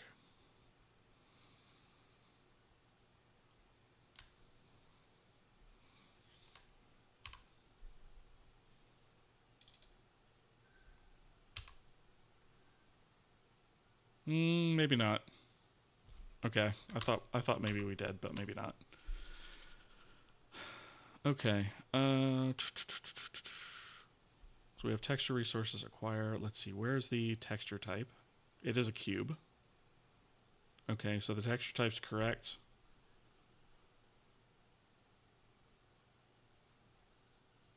Dumpster fire, you're not wrong. You are not wrong. Okay, so we go ahead and we do this.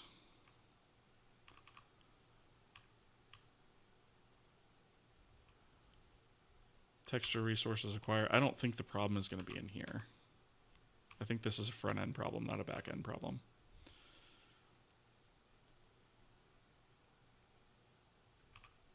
Okay.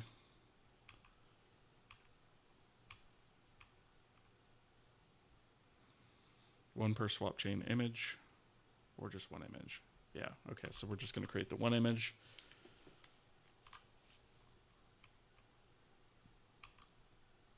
All right, so this should have all this stuff set.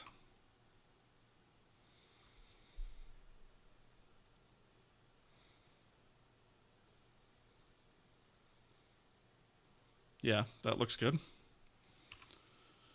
Okay. We set up the creation info. This should all be pretty standard stuff. Usage. What did we say usage was?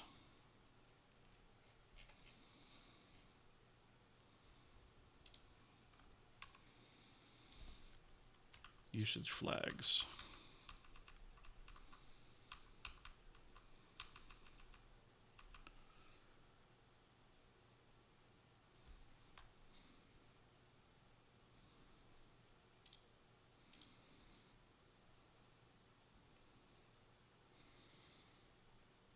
Just as a color attachment bit, I think.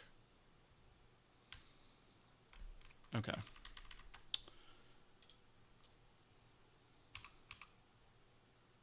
If type is a cube, then we add, okay, so that's what I was looking for, is to make sure that that happens, and it did. Okay, I don't think the problem is in here. I think everything that is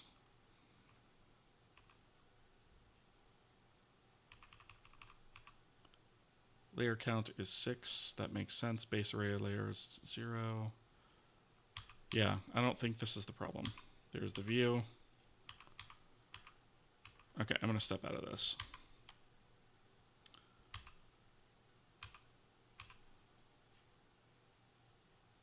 Okay, so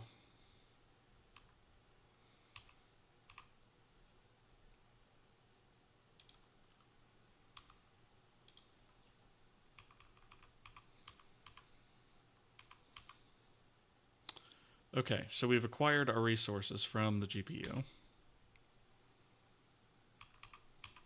Array size 6, type is cube. Okay, so it's retained all that stuff. No flags, which I think is correct in this case.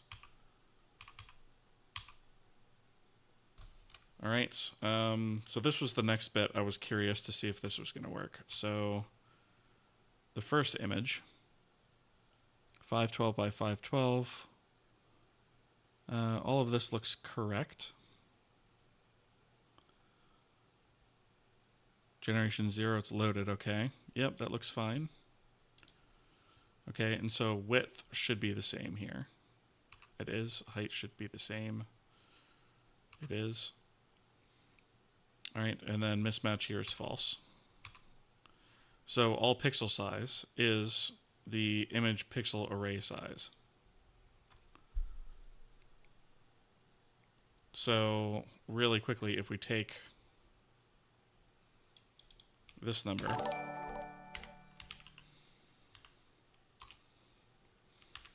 right, and we divide that by 512, we get 1536. So if we divide that by 512 again, we get 3. That might be the problem, actually. That would explain the offsets. The cube map is expecting an RGBA texture, and this has got three channels, not 4. That's the problem. Because I'll bet those are JPEGs. Let's see. Thank you for the follow, by the way. Welcome. So if we look at our source, they are indeed JPEGs. Okay, so that means that our binaries that were created are probably also wrong. So if I take a look at, obviously I can't view it there.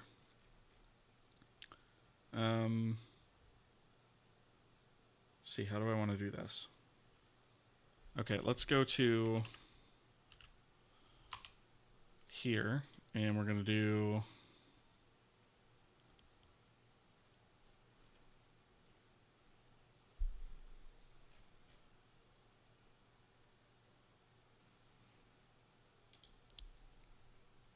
I guess we'll put a breakpoint here where we request the assets. Actually, we could probably just go ahead and go to the handler.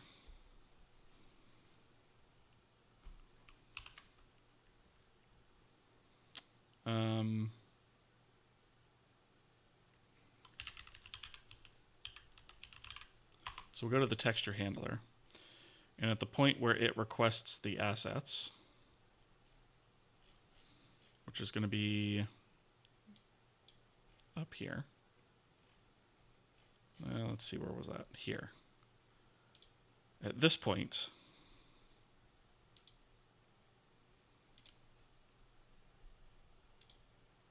we'll follow that through and see where that goes. So let's run.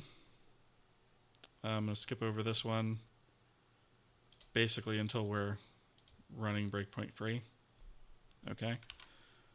So now I'm going to trigger a load. That's going to carry us all the way from our skybox load into our texture resource handler. Okay, so we're going to do a asset system request. And let's see, we're going to find a lookup. Let me see, let's just do...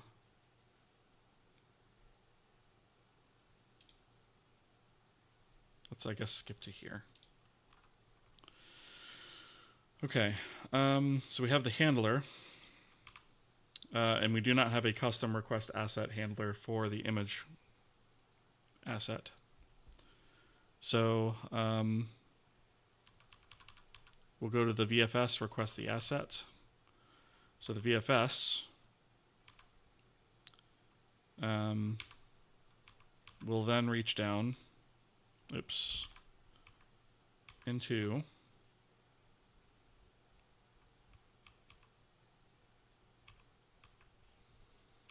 into the packages, right? So it'll find a package with the appropriate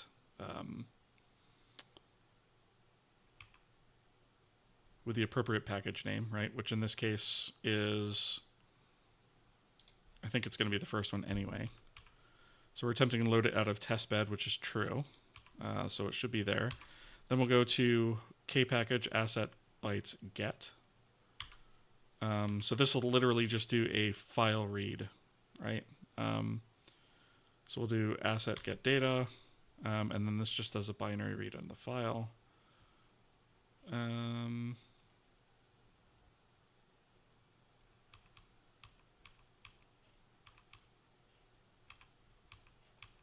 Right, so we get the size, read all bytes, clean up the data. All right. So we have the asset data in raw bytes.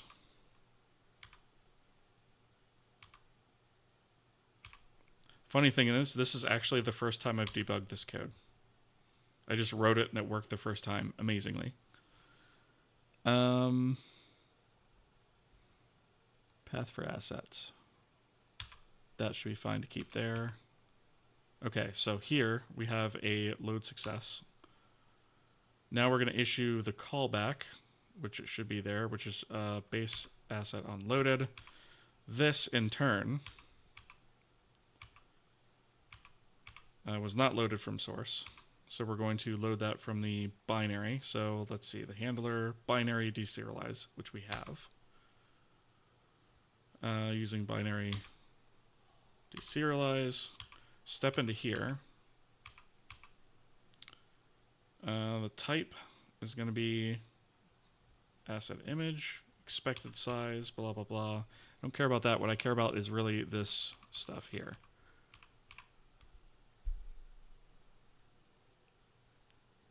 Interesting. So this says count 4.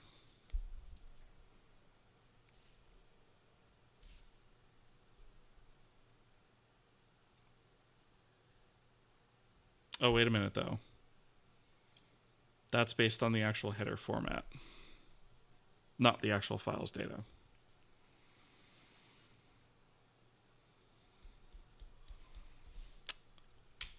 Okay.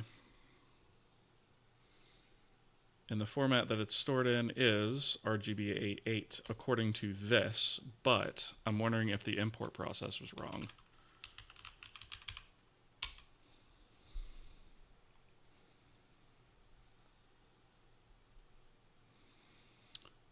Let's see. So if we do import or image import.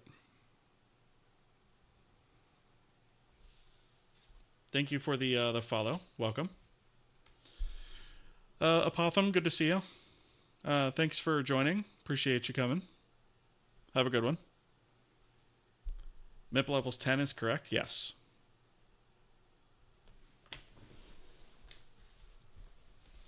I mean, it's probably way more MIP levels than I need to create, but I'm just basically running it off an algorithm for right now.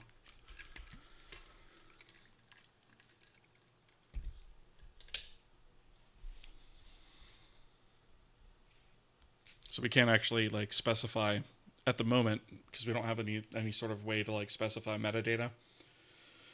But which we might have to add eventually. But yeah, we have no way to specify how many to generate. So we base it off of the actual size of the texture. It's inferring the wrong channel count from the format. Yeah. You wrote that when I was checking the texture initialization. Yeah. I think so. I think it's going to be something stupid like that for sure. Oh, looks like I missed some chats. Some additional chats. Planning to make my next game after I release my UE5 game. Want to ask if I can count on your help and if you can write C++ logic inside Kohi. So this is a C engine. So if you want, you could write your game in C, but in the engine itself, no, it's a C engine.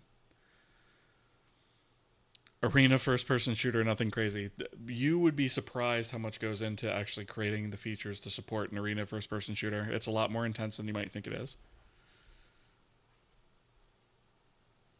You want graphics to be the same as better than Quake Champions? Yeah, that's a decent amount of work. Not gonna lie. Texture initialization looked correct. Need to check memory transfer. I'm wondering if like when I go to actually import this using STB, if I screwed up here. So what I think I'm going to do actually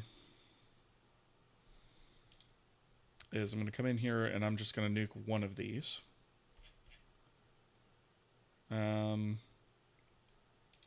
do skybox B, right? Well, that's bottom. Let's, I guess, I don't know. Front, sure. We'll do skybox F. Move that to trash. Restart. All right. Don't need this anymore. All right. Testbed main. All right. Load. Okay, here we go. So,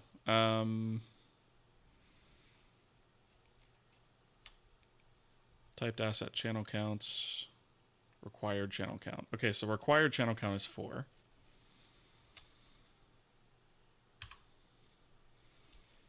But what did it put into?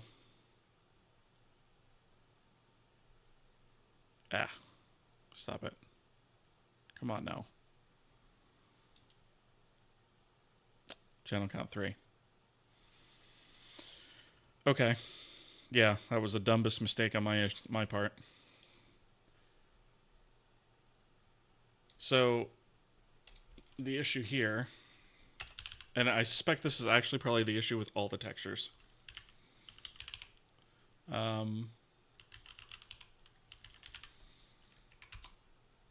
And this is technically not going to be the correct way to solve it, but this is how I'm going to fix it for now.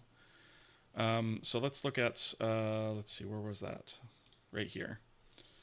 Instead of loading this into channel account, right, I'm going to put I32 channel count rubbish, just so I have somewhere to put it, right? And I'm going to do channel count rubbish address of that. I'm going to put that there, and then in the actual typed asset itself,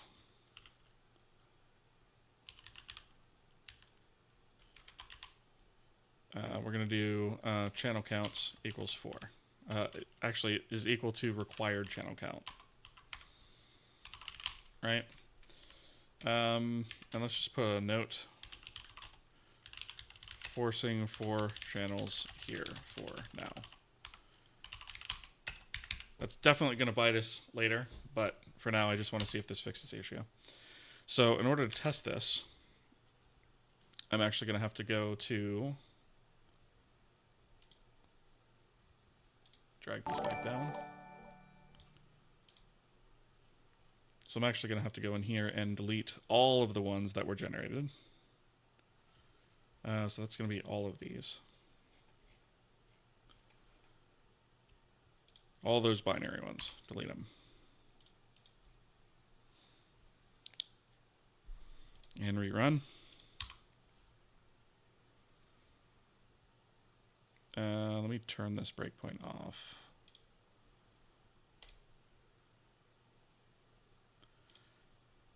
Okay. Load. And at this point we should have 4 there. So I'm going to disable this one as well. And continue. Now this is importing all of those textures. So it's going to take a minute. Okay. Well, that's a hell of a lot further than we were anyways. That's looking much, much better. We still have some that are foobar. Okay. And it also looks like... Is our skybox upside down? It is. Okay, and I think I know why, actually. Because the skybox is not supposed to be inverted on the y-axis. And all images are inverted on the y-axis by default. So that's why this one is correct-ish, and the bottom one's correct. But all of the corner images are all actually flipped. And I think they might also be out of order. Let's see. But if we go in here, I think this is looking better anyway. Looks like our water texture is also kind of foobar. No, that's a shadow map, actually. Okay, so that's a separate issue. I think I might know what's causing that one too. Okay. So all the textures on... Oh, it looks like our transparency is also in the wrong order. So I'll have to fix that too. These textures all look much better though. So that looks pretty good. For some reason, this texture just never loaded. Just pieced out.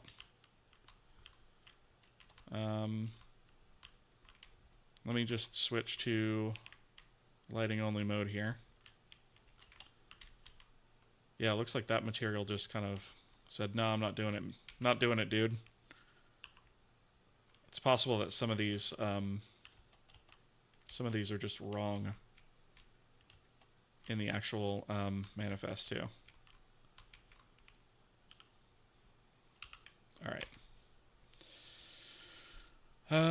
Okay, so definitely good forward progress for sure.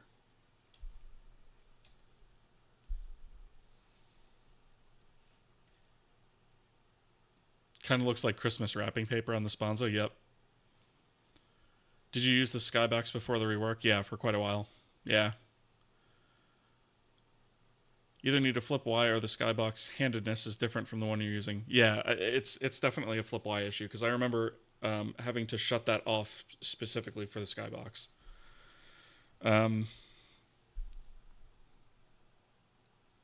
Which makes me wonder if I should like try to flip it in the skybox shader somehow. It seems like more effort than it's worth though. I guess I could try...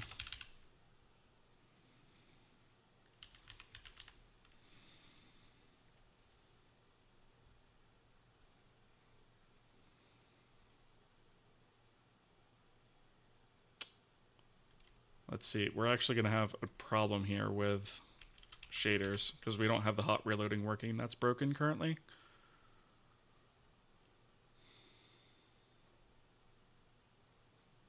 So I think it's actually going to load this one. Or no, not that one actually. Or is it this one?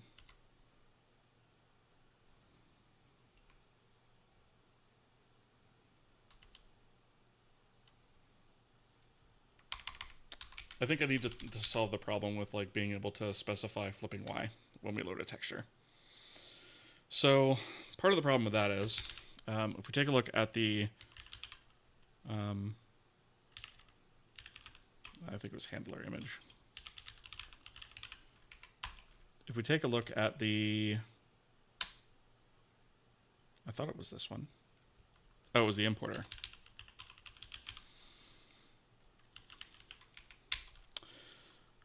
We have this flip vertically on load, right? And that's provided to us by options flip Y. However, that is defaulted to false, or no, defaulted to true if options are not provided, right? So we take a look at params that are passed here when we load, or when we actually perform the import. And it doesn't look like for right now that we're doing that. So let's see. When we actually go to do the import, we need to pull that parameter from somewhere. So let's actually copy this whole thing. And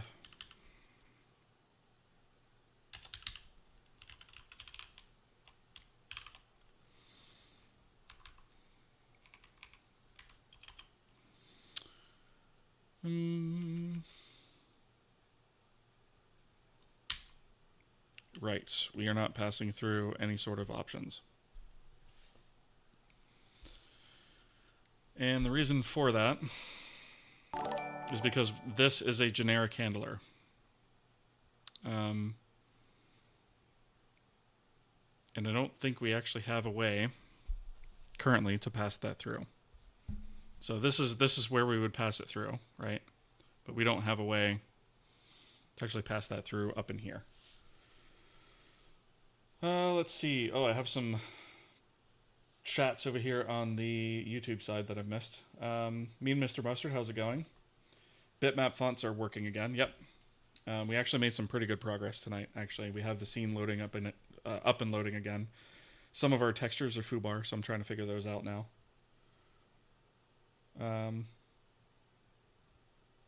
Almost said a no-no word. Are you talking about a word where I'd have to do that? Like VS, like that. That's a no-no word. Did you have a look at EA's recent generative AI? Definitely some interesting things shown. Pretty sure it uses the Frostbite engine. I have not seen that, no. Vulkan also uses GLSL. It can, yeah. It technically uses SPUR-V, but there's a converter from GLSL that you can use. It's like a Vulkan flavored GLSL. And then there's also, you can use HLSL and convert it to SPUR-V as well. So yes. VS, yeah. Yeah, you're talking about VS. Gotta bleep it out. It's a family friendly stream, Half-Life 2 ass map. Yep, exactly. For my 2D stuff, I flip the y-axis on the projection matrix to get... Yeah, and I actually do that for 2D as well. Yep. Oh, ads. I think that's the first time I've actually caught the ad screen tonight. I've missed it all the other times. Portability with skyboxes in general is very annoying. There's no default orientation. It can be different origin, or the export software can use different coordinate system handedness. Yes. It's one of those things you always got to adapt. Exactly. Which is why I'm thinking I need to build the option to just specify, at a minimum, flipping the y-axis. Um, GLSL validator and GLSLC to generate SPRV. Yep, exactly. That's what I'm using actually. And I actually have hot reloadability in here, which I'm gonna have to fix using the new resource system too. RCW, exactly. Yes. As far as I understand it, that SPRV is just a format so every GPU can read it universally. It's like it's kind of like a intermediate format, I guess you could say. But yeah, yeah, IR language. Yep. It's it's a really great idea, and then for web GPU they had to haul off and remove support for it and not use it. Of course, it is what it is. All right, ads are dead. So we have this handler based on asset loaded. We really need a way to pass through. I guess we could call it like import params or something, right? And most of the time that's going to wind up being 0. So VFS asset data. We do have a context that we could pass through, right? And that can be anything, really.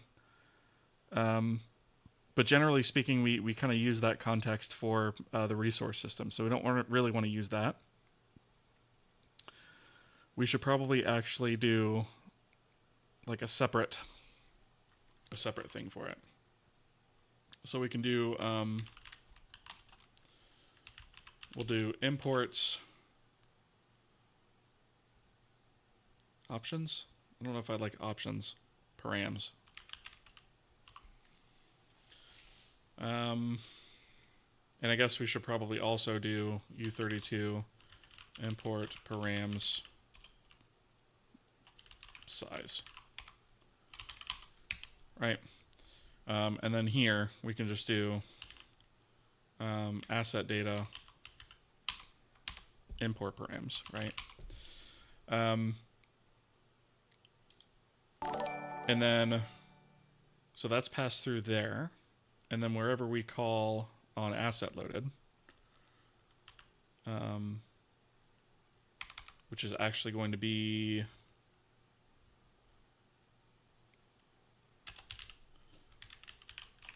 base on asset loaded.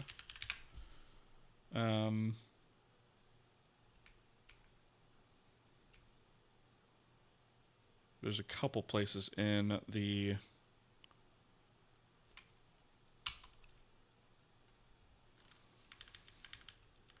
context asset name. Let's see. That's not the one I wanted.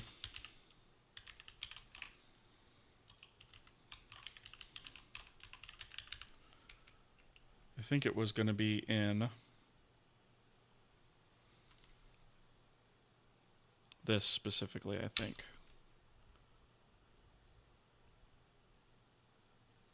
So VFS request asset. We might have to actually pass that through here too.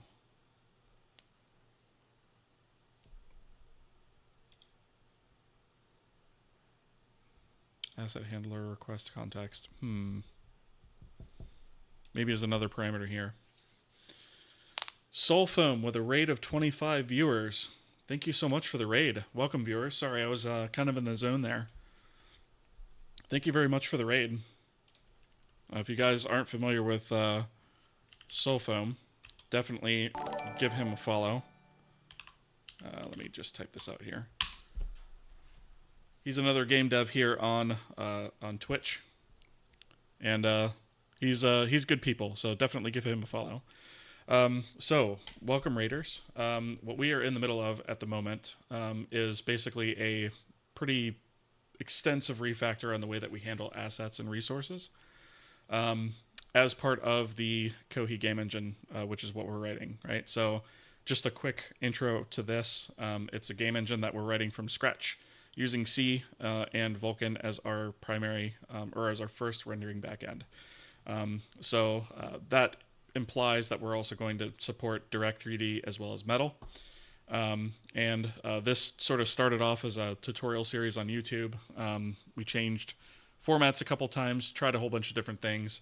Ultimately landed on the live stream format, which we see here. So there's links here to Twitch and YouTube. I'm going to drop a link in chat real quick so you guys have access to that. So this site here basically has everything about the project on it, including like the GitHub repo, a Discord server which got about 1,000 people on there now, and all this other good stuff, right?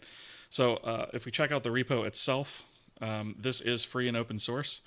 It's Apache 2.0 license, which means that if you want to use it, you're free to use it for anything you want, basically, commercial or personal. It does not matter. The only thing that I ask is that if you use it, you say you use it, and that's literally it.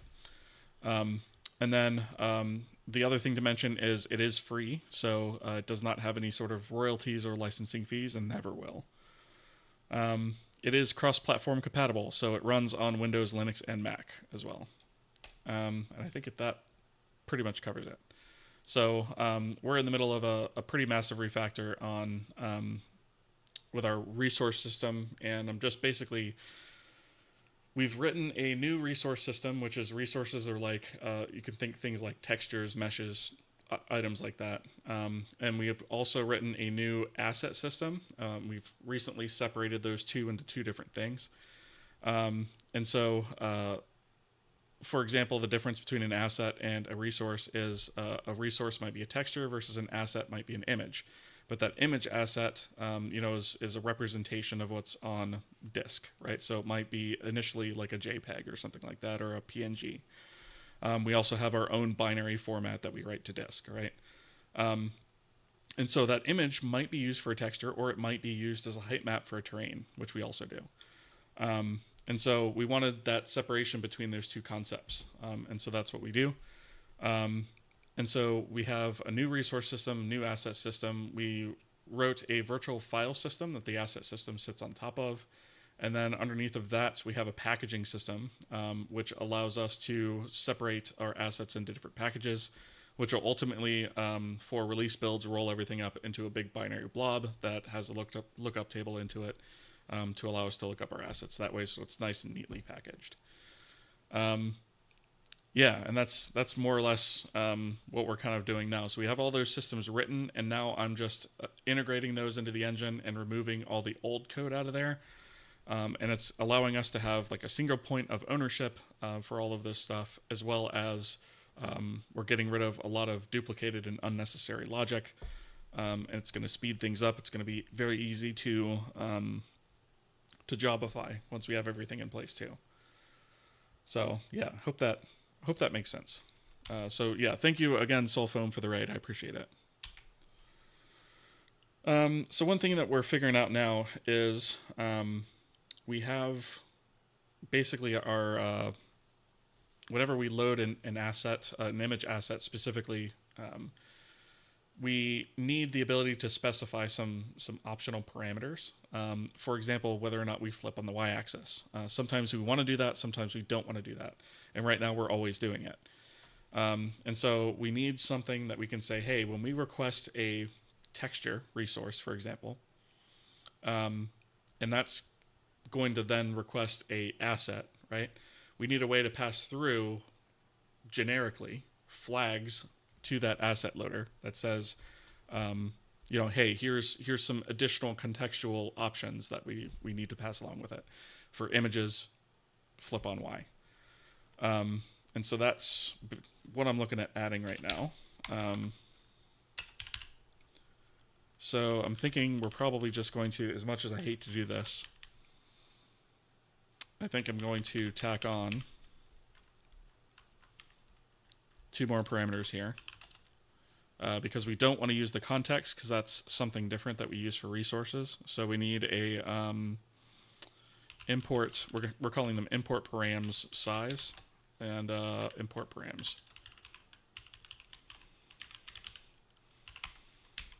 All right. And go here and do the same thing.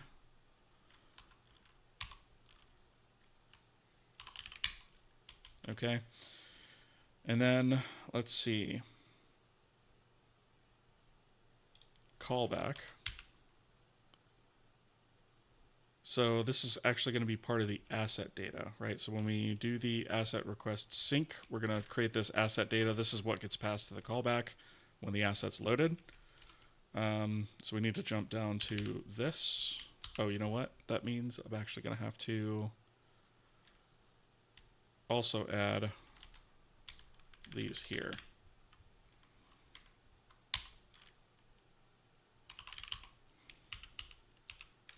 So I need to go here and do the same thing. All right. All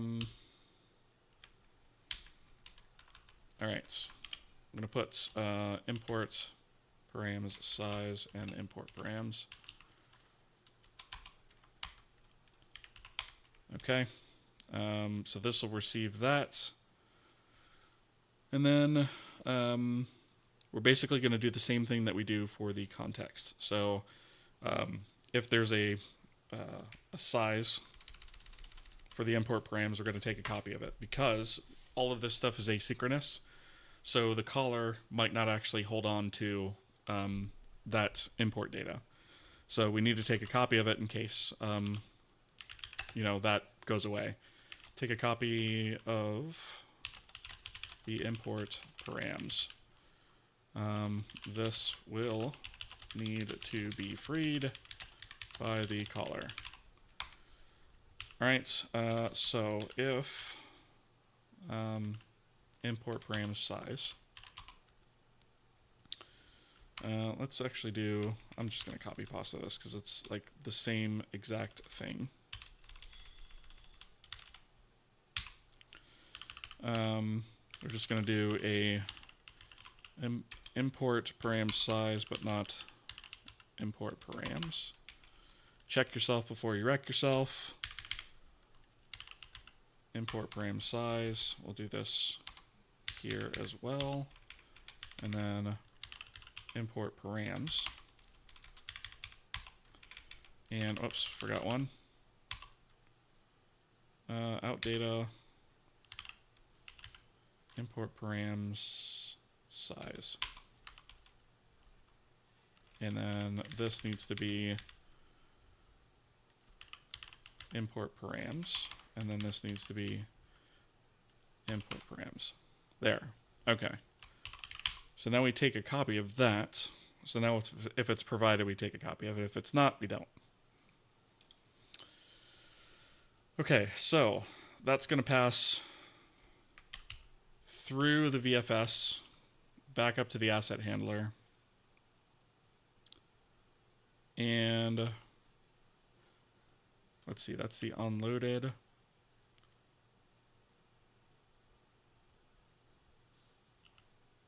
Now the only thing I need to figure out is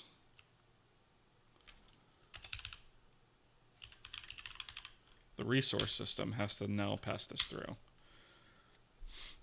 So when we do a request, actually it's not even going to be here, it's going to be the image handler. Actually, it might be the texture handler. This is probably the best place to do it.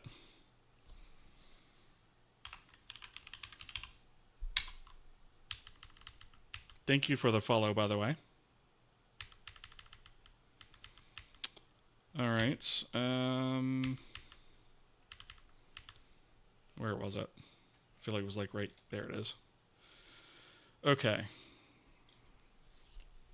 So when we request to the asset system, this is where we actually need to pass this. But we need to add a pass through here. We need to add a pass through in the actual request as well for the resource. Right, so you have the resource request that goes through the asset request.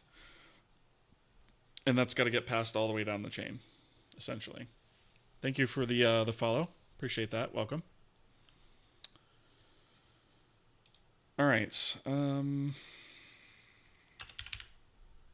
Yeah, I guess this is probably the next level we need to add it at. Thank you very much for the follows, guys. I appreciate that. Okay, so this is going to need, I guess that's going to be a direct pass-through from the asset system to, so let's see, we have listener instance and callback.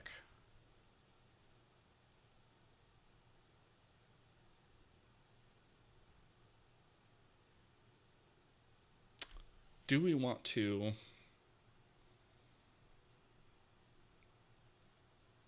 I guess we do import params at this level. I think it's going to get a little bit weird at the higher level, but I think that's going to be okay. U32 import params size and void pointer import params.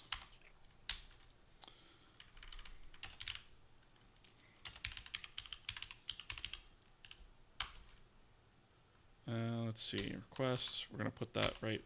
Oops. Okay.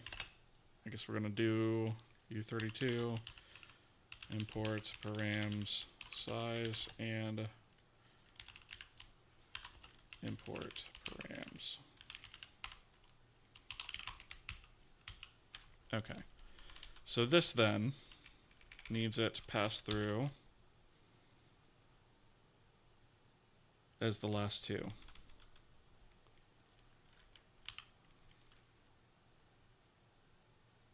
Wait a minute. I'm not in the right spot.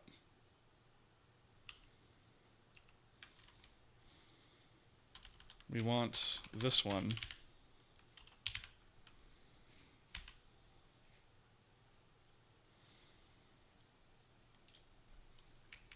I think this was right after context, I want to say.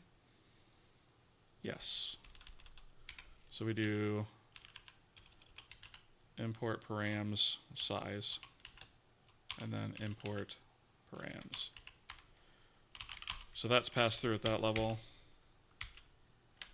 And then we just need to pass through something here at this level. Let's see. Fat Chad Music, how's it going? First time chat, welcome. New here, keen to watch you code and see more. New to programming, just lurk around here since I still don't understand a lot of it. That's cool. You never wrap params to the next line? Yeah, I do when they get really long. But one reason that I don't do it right away is because if it's really annoying to scroll back and forth like that, it's usually a sign that I need to kind of go back and like condense some of those into a struct.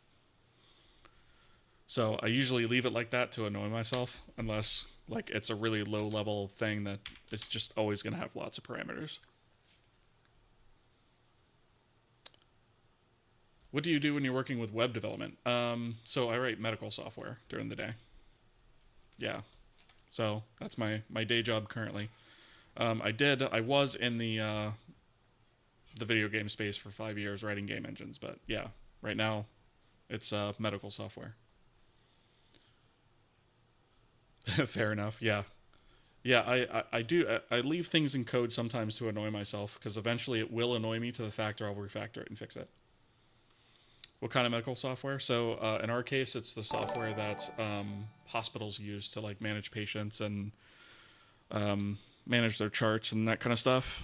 I work on sort of what's called the commercial side of it. So it's basically it's what's called an electronic health records software. Like without going too deep into it, it's an EHR. Yeah, it's interesting, I guess you could say. Not as interesting as game development, I don't think, but yeah. It's remote, yeah. Yep, it's an EHR, yep.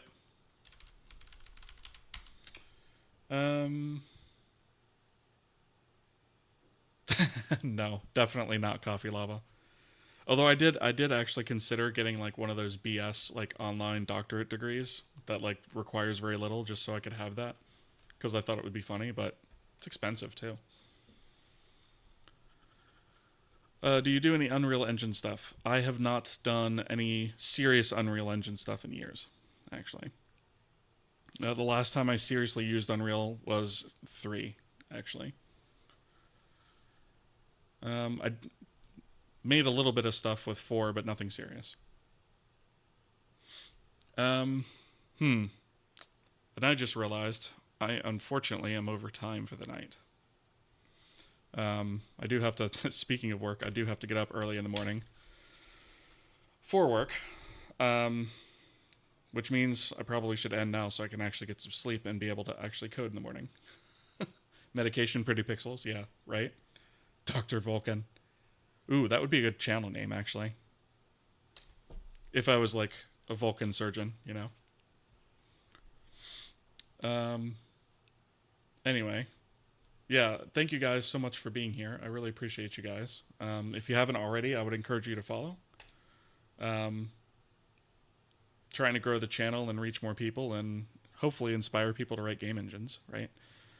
So I know that you guys, a lot of you guys just came in here as part of a raid, and I know I'm having to end it now, unfortunately. But the next time we pick this up, we are going to have a lot more of this resource stuff sorted out. So textures is the most widely reaching one, so that's why I tackled it first.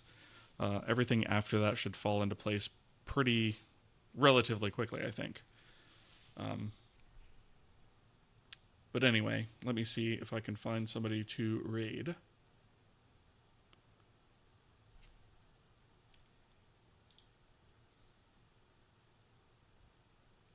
Let's see.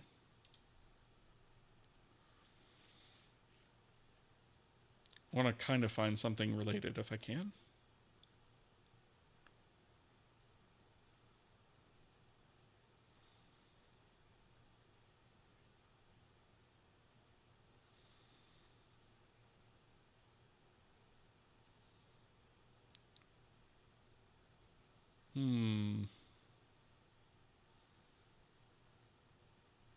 This is a bit challenging sometimes this time of night, unfortunately.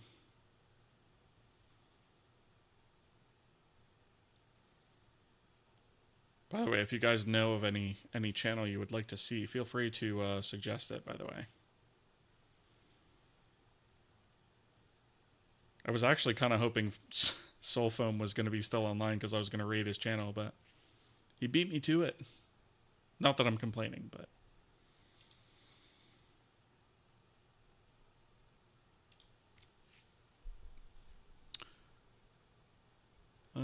let's see. Okay. It doesn't look like there's any, like... C or C++ programming going on at the moment. Which is what I was hoping for.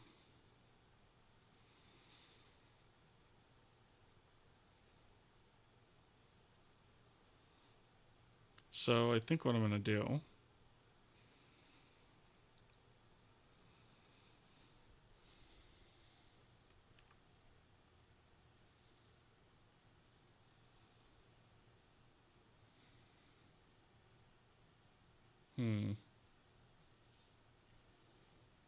All right, you know what? I'm gonna raid. I know I raided him last night, but he's kind of a new channel. I'm gonna raid Hypnotic Games because he's a cool dude and he's building a game in Godot. So we're gonna raid him tonight. And yeah, thank you guys so much for being here. I appreciate you guys, and I will catch you guys on the next stream. See ya.